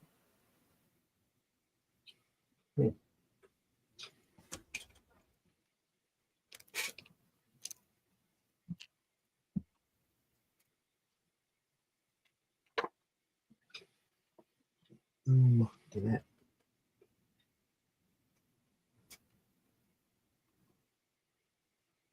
That's a famous pose there too, right out of Star Wars. Yep. Yeah. I'll tell you something. I'm not telling Al Williamson to draw, but I don't like all the detail he puts on the Millennium Falcon all the time. I don't think it works. Yeah. It's too cluttered, I think. Well, especially considering it's a comic strip and it gets shrunken down I mean, when it was originally printed, it was smaller than this. Yeah, it was tiny. Yeah.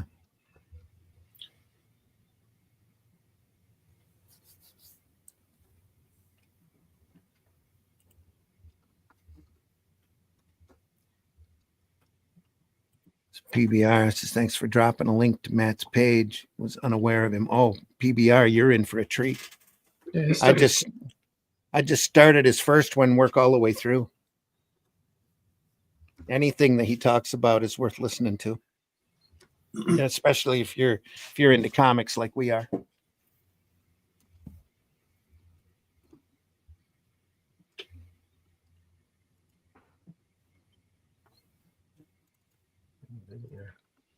Yeah, I think Russ was right earlier on. It's talking into, I think it was Russ who said it, turning into talking heads. Yeah. That's not Al Williams' fault. Deadline. Although I am with you, there was a definite change in the art, and I couldn't tell you what it is, but it's just not quite as flowy, and there's maybe not quite as much detail. I know that sounds ridiculous when you look at that Millennium Falcon there. I don't know. There's just something. I think Randy's absolutely right. It's like deadlines and the fact that he's been doing it for 2 years or whatever it is. You know, you kind of, I suppose, maybe some of the energy is beginning to get lost. Yeah. It's still wonderful. I mean, it's still. Oh yeah, it's fantastic. This is only comparing him to himself, not to anyone else. Exactly. Yeah. So, yeah. You're still seeing these little hints of brilliance popping through. Just beautifully done.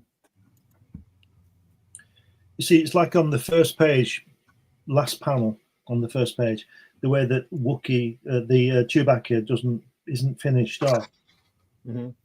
Well, that's probably because it would, like I said before, on the other page, it would be too much detail, and in that one, Hanny's pushed forward. But it's like if you look at the tier above, there's not really a lot happening in any of those drawings. No. So I don't know, but it's like you say, it's still great. I think that's we're here talking about his work, you know. But I think that's Deadline talking on that Yeah. page. Yeah. But he does make a nice silhouette there on the first panel, doesn't he? On the center strip. Yeah. It does make it look nice.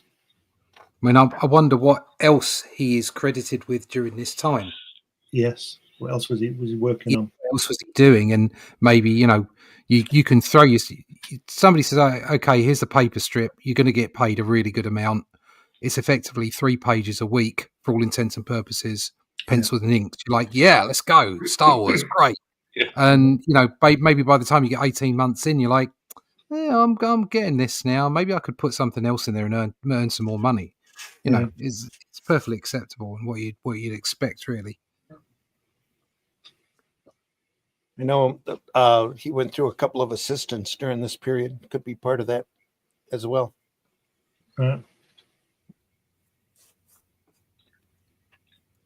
Yeah, I mean, for all we know, he could just be laying it out. Yeah. I know when Gardzin comes on, he's really good as far as Williamson's style goes. And I know he assisted him for many, many years.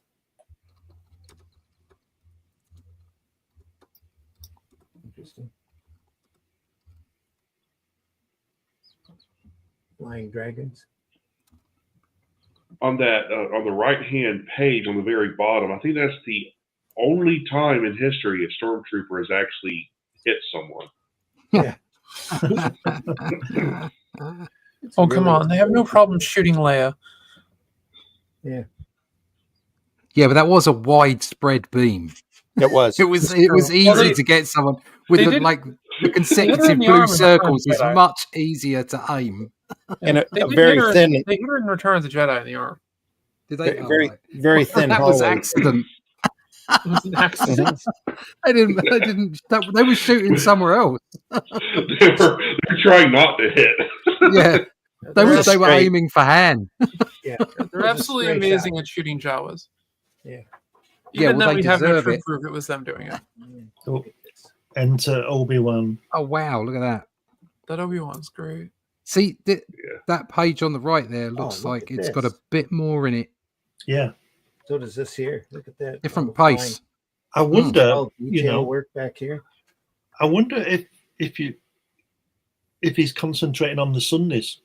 If Al Williamson is concentrating on the Sundays. Or it judging may just be that he's just doing the characters and letting a background artist fill in.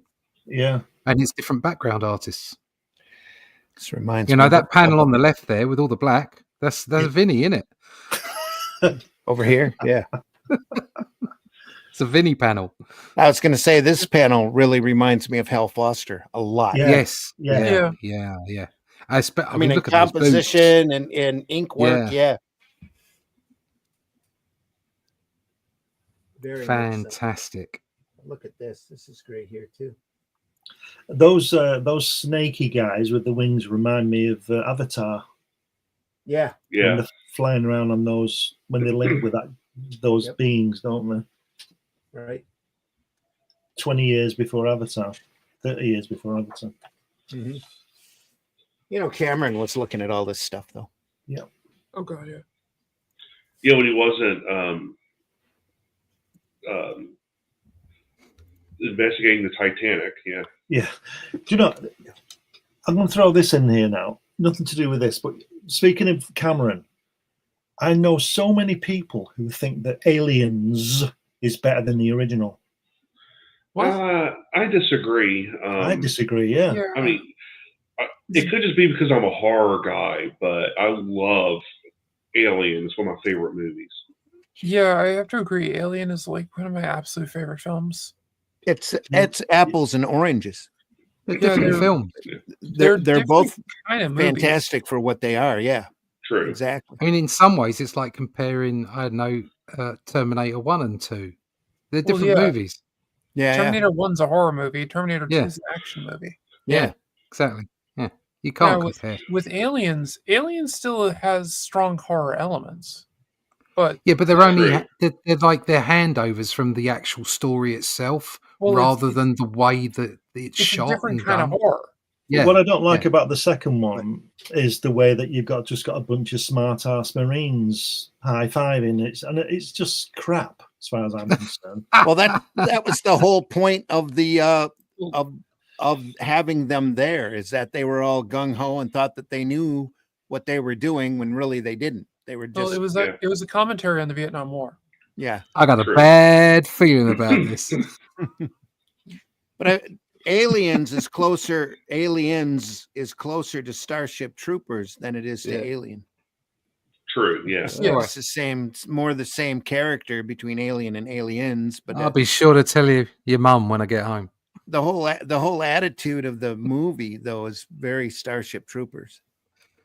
I like Starship Troopers. I think it's silly, but it's got a like strong message.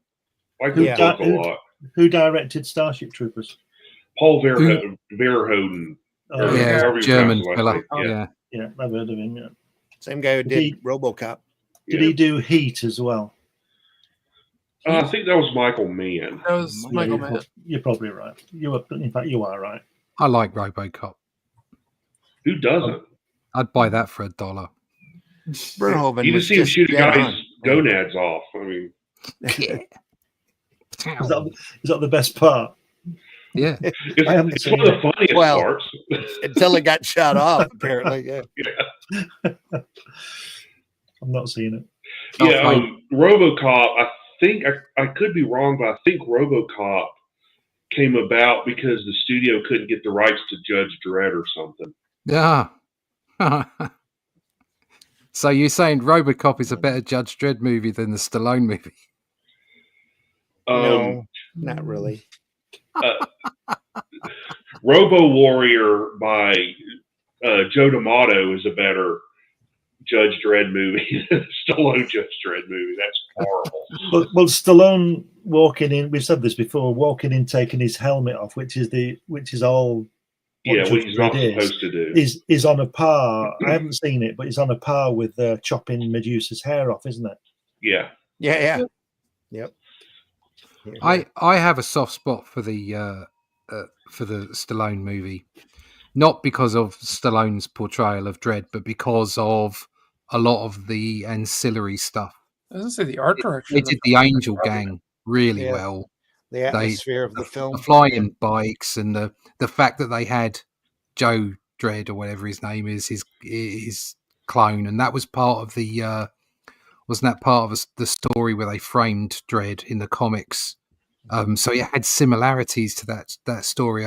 I know that Stallone was not Judge Dredd, but there was a lot of good stuff in it. The ABC Warrior as well. They had sort of like Hammerstein sort of. Oh yeah, I forgot they put that in it. They did a lot of good stuff in there. It was just unfortunately was just not in the right direction.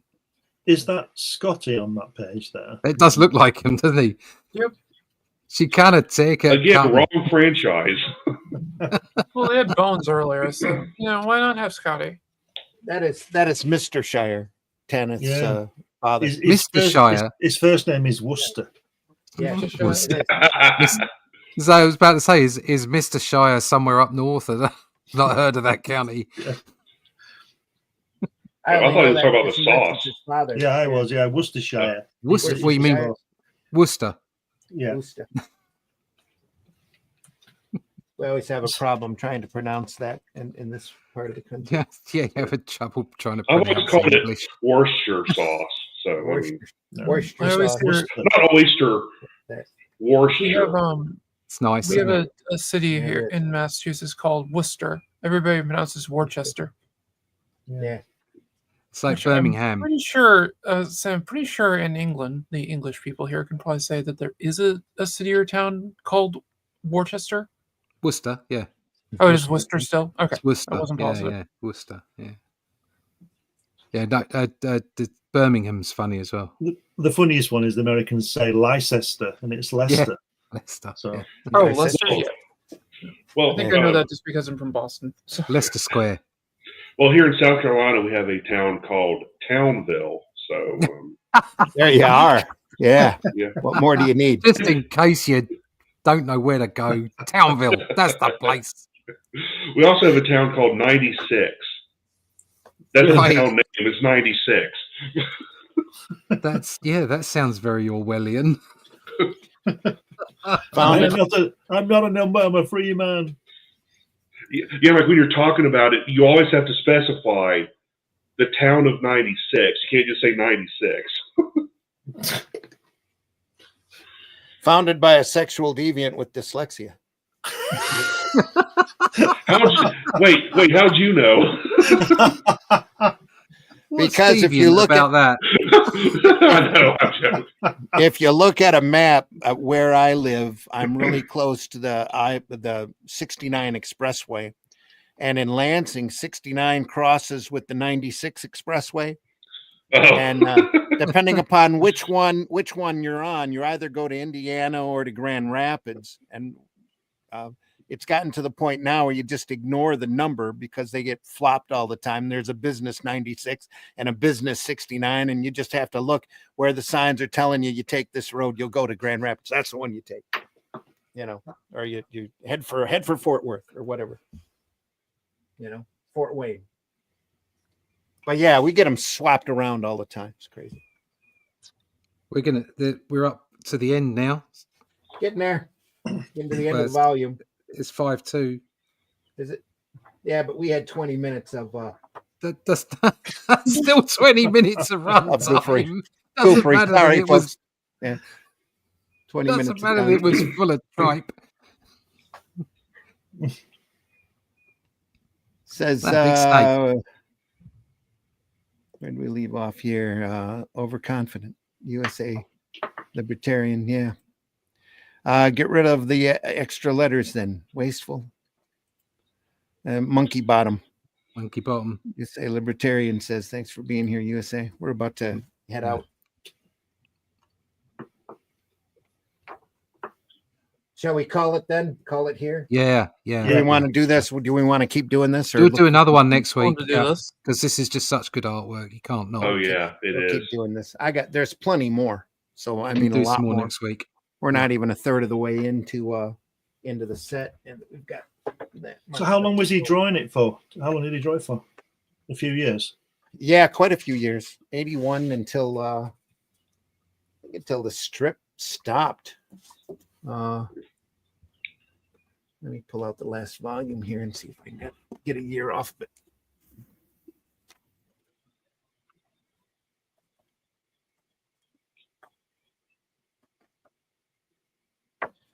Uh,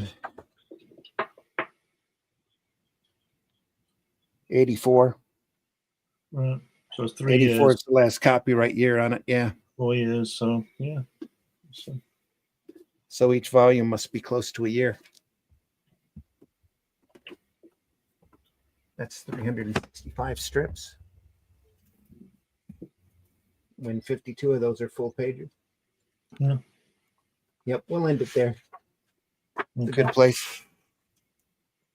And call it, folks. Sorry, we had a little sound problem at the start. A little 20-minute sound problem. I think it was more audio visual as far as the description is concerned. Had to wiggle some cables and get things together. So we'll look at more of this next week, maybe the week after as well. Boom, boom, boom, boom, boom, boom. Yeah. All right. It says they made it. They all made sense in context. Yeah. Okay. Today it's Spaceballs Day too. Yeah. There we are. Marvy says Spaceballs. May the Schwartz be with you. Yeah. Exactly. Mitch, tell folks how they can find you. Remind them again. You can find me at Linktree/Celtic Cross Studios, where you can find my website, socials, web comics, and online store.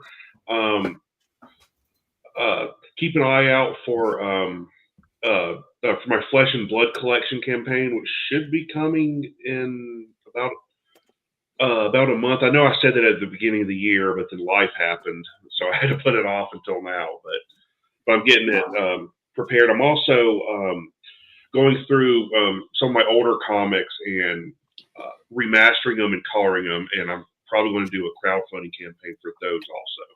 Sweet. And Allison, please tell folks how they can find you. Well, you can find me here on Sundays with these fine gentlemen. Hold your laughter. And, well, I stream Mondays and Fridays on my YouTube page, which is this Allison McGlone, and my Twitch channel, which is alleycat_comics. Come to Twitch for the music, because I can play music on Twitch. So, there you go. and later today, I will be doing a live stream of Star Wars related things, as I will be tomorrow as well, getting the May the 4th and Revenge of the 5th stuff going.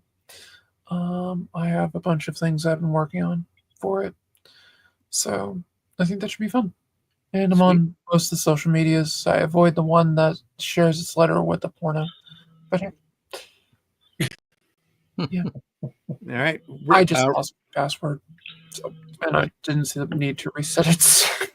You'll be fine until they start posting in Arabian. So. Yep. No. Russ, tell folks how they can find you. I am on the one with the porno in the name, but I don't think it matters, I knew it. to be honest. Pornhub? You can find me on Pornhub. Check out Russ's OnlyFans. It's all AI. Yeah, my OnlyFans. Yeah. You can have a quick look. Talking of Pornhub, you can have a quick look at this file, because I've got a rather talented artist quickly putting together the cover for issue 3. You can find all about that over at russleach.com. Put it up, Randy. Put it up. Has Randy gone? I'm not going to put it. No. There you go. All right. Look at that. There you go. Wow. So we've got some fantastic painting skills going on over my layouts for the cover. A few minor bits to go on with there. But yeah. We know what kind of porn Randy's into. Look at that. Yeah. Sorry. So yeah, that's the way it is. Well, I don't give a shit. I'm so old. All of my porn career was on Super 8. So hey, there you are. Because it's super and it's So it was 8. Super. Yes. So check out the Atlantean. Like I say, the cover's coming on beautifully. We're in the middle of production, and that will go to crowdfunding sometime in July. So you can get hold of all 3 issues. Then, if you can't wait, they will issue 1 and 2 will be available at retail once everybody who backed issue 2 has got their copy. So you can go find all those things, find out all about that by going to russleach.com and sign up for the email list. Right. Glenn, tell folks how they can find you. You can find me here on Randy's show on Friday and Sunday. And you can, yeah. With the longest introduction on a podcast ever, 20 minutes of silence. Yeah. Just fast forward through it, folks, until you see the. It's too late. They've already seen it. They've already been mooned. Yeah. Oh, look, Ethel. Yeah, whatever. You can find me on Amazon, Funn My Comic, eBay, X, Facebook, all the usual baloney out there. You can find me, but just put my name in Google and you'll find it all. Lots of stuff, books, magazines, artwork, films. Just just put my name in the search engine thing, Ural space, whatever it's called, and then I'll be there. All right. Cool. As Michael Jackson once said. Hatch Annotated still available over at fundmycomic.com too, by the way. Go over there. When you want. Take a look. Go over there when you're there. Take a look at all the other projects over at Funn My Comic. Arrow Comics will be holding a lot more campaigns over there as soon as I get some time to put them up there. We've got a lot of stuff to offer. Atlantean 2 will be out of press hopefully this next week. So we'll keep you appraised on that. And you can always find me on Facebook if you want to talk to me directly. I seem to have accidentally started a Instagram account on my phone because I keep getting notifications that people are following me. And I'm like, oh, well, I must have gone over there and hit the wrong button at one point or another. But I'll have to look at that a little closer. Maybe you'll see me more on Instagram lately because, man, Facebook has really turned into a cesspool. And there's a reason I basically don't use Facebook. X isn't much better. So no. Anyway, Marv says he's moving. I'll be moving to another factory on Wednesday, so different schedule. I'll see you next Sunday. Have a great week, everyone. You too, man. PBR says next Al Williamson comic I get, going to see if I can get my friends to take a shot of every mushroom you see per page. That might be a great subject for a video. PBR, it would be rather funny. Al Williamson on shrooms. There we are. Wait, he wasn't? Might do it myself. No. Okay. Not with that kind of detail. Anyway. Well, it'd be really trippy. It'd be interesting to see a trippy Millennium Falcon by Al Williamson on shrooms. Anyway. Folks, we deeply appreciate you stopping by. Thanks, especially thanks for your patience this morning and the stupid equipment and StreamYard and blah, blah. Onwards, I'm currently writing Atlantean 3, and I use a different setup in order to do it, in order to be more comfortable. And switching back around, jiggled the wrong audio cord, and camera blitzed, and StreamYard blitzed. And anyway, I'm sure you've got the whole... Your conversation was fine. It was just me screaming and wondering why I couldn't hear what you were saying. But anyway, all good. It's probably pretty funny. I'll have to sit and look at it later. But folks, we were talking about you, Randy. I'm sure you were. We do this twice a week, usually more competently than this morning. Sunday Funnies, 9 a.m., where we look at some great, unusual things, comics, sequential art. And then Comics by Night on Friday mornings at 5 a.m. Eastern time, where we look at the best in sequential art. Right now, we are currently looking at the fantastic Weird Science series by EC. We'll continue our looking at that this Friday as we pick up with issue number, I think it's 14. Yes, We're at issue number 14 and working our way through. If you like Wally Wood, you're going to love that show. And then go back and look at our other shows. We are archived over at the Comic Book Black Belt YouTube channel, the Randy Zim YouTube channel, and the Indie Comics Network. Go over there and subscribe to all three of those platforms. We can all use your help. It costs nothing for you to do it. Hit that like button. Any type of interaction, leave a comment. Any kind of interaction you have with the show just goes to help our algorithm and helps get us under more noses and more recommendations. And we do deeply appreciate it. So PBR says, thanks for making my Sunday. Well, thank you, PBR, even with the flaws. Yep. Folks, again, we'll see you on the next one. Go back and take a look at our previous shows. Go visit your local retailer.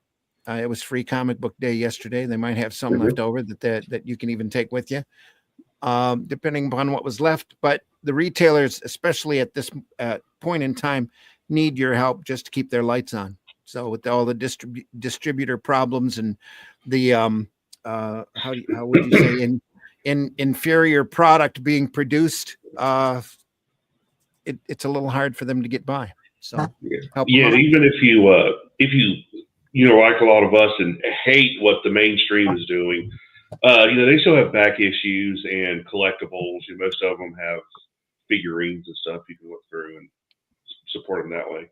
You'd be amazed going through their back stock, the gems that are sitting there waiting for you to discover. So and there's more and more back issue stores opening up all the time, which is amazing to see. I know Dennis Barger has a big one down in Monroe that's like, what is it, 27,000 square feet.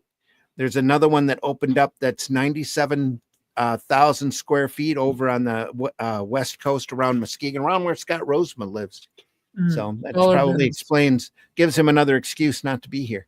So dollar bins is the way to go. And lots of dollar comics, always the way to go. Yeah, I found a collection of Zap comics. Man, that from what number? Fantagraphics put it.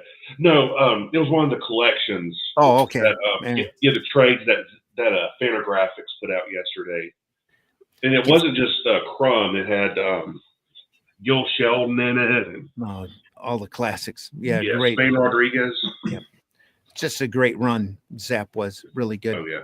One of these days, I'll dig my issues out and we'll sit and look at them. We need to do more underground and independent material on this channel. Anyway, folks, again, thanks so much for stopping by. Deeply appreciate your patience, your being here, your comments in the comment section. Make sure if you enjoy this program, tell your friends. We really want to get out in front of as many eyes as we possibly can. And we're looking at such great stuff. It's amazing that we don't have higher numbers. And the best way, the best marketing we can ask for right now is word of mouth. Go out there and tell your friends if you think that they're going to enjoy this program, and have them listen to us all the time, or as often as they can.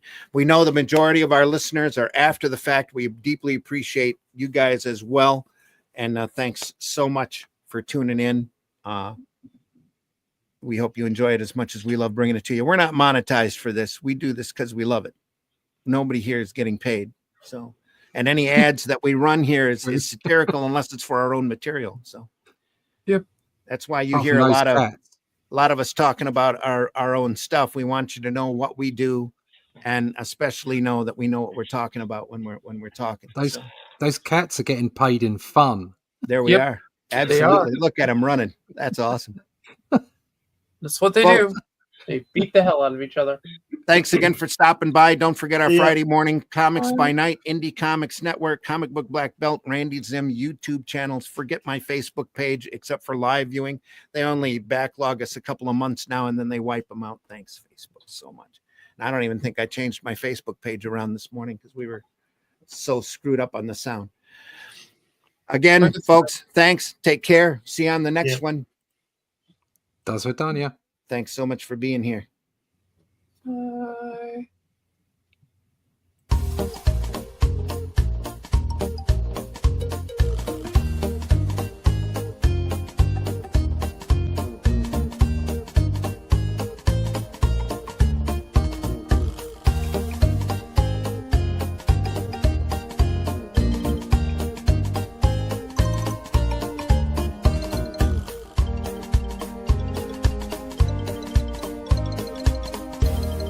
Can I pet that dog? No. Can I pet that dog? No. Can I pet that dog? No, he's Can I sleeping. pet that dog?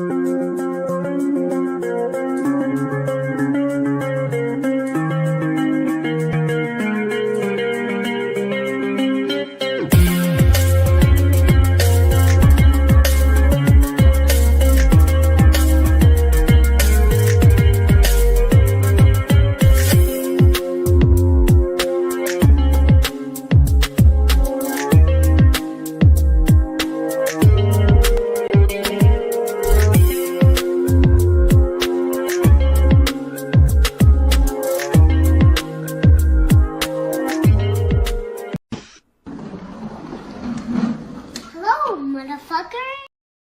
The word of the day is supercalifragilisticexpialidocious. I'm tired of dealing with bullshit and moods that are atrocious. If I don't protect myself, it will lead to psychosis. So supercalifragilisticexpialidocious.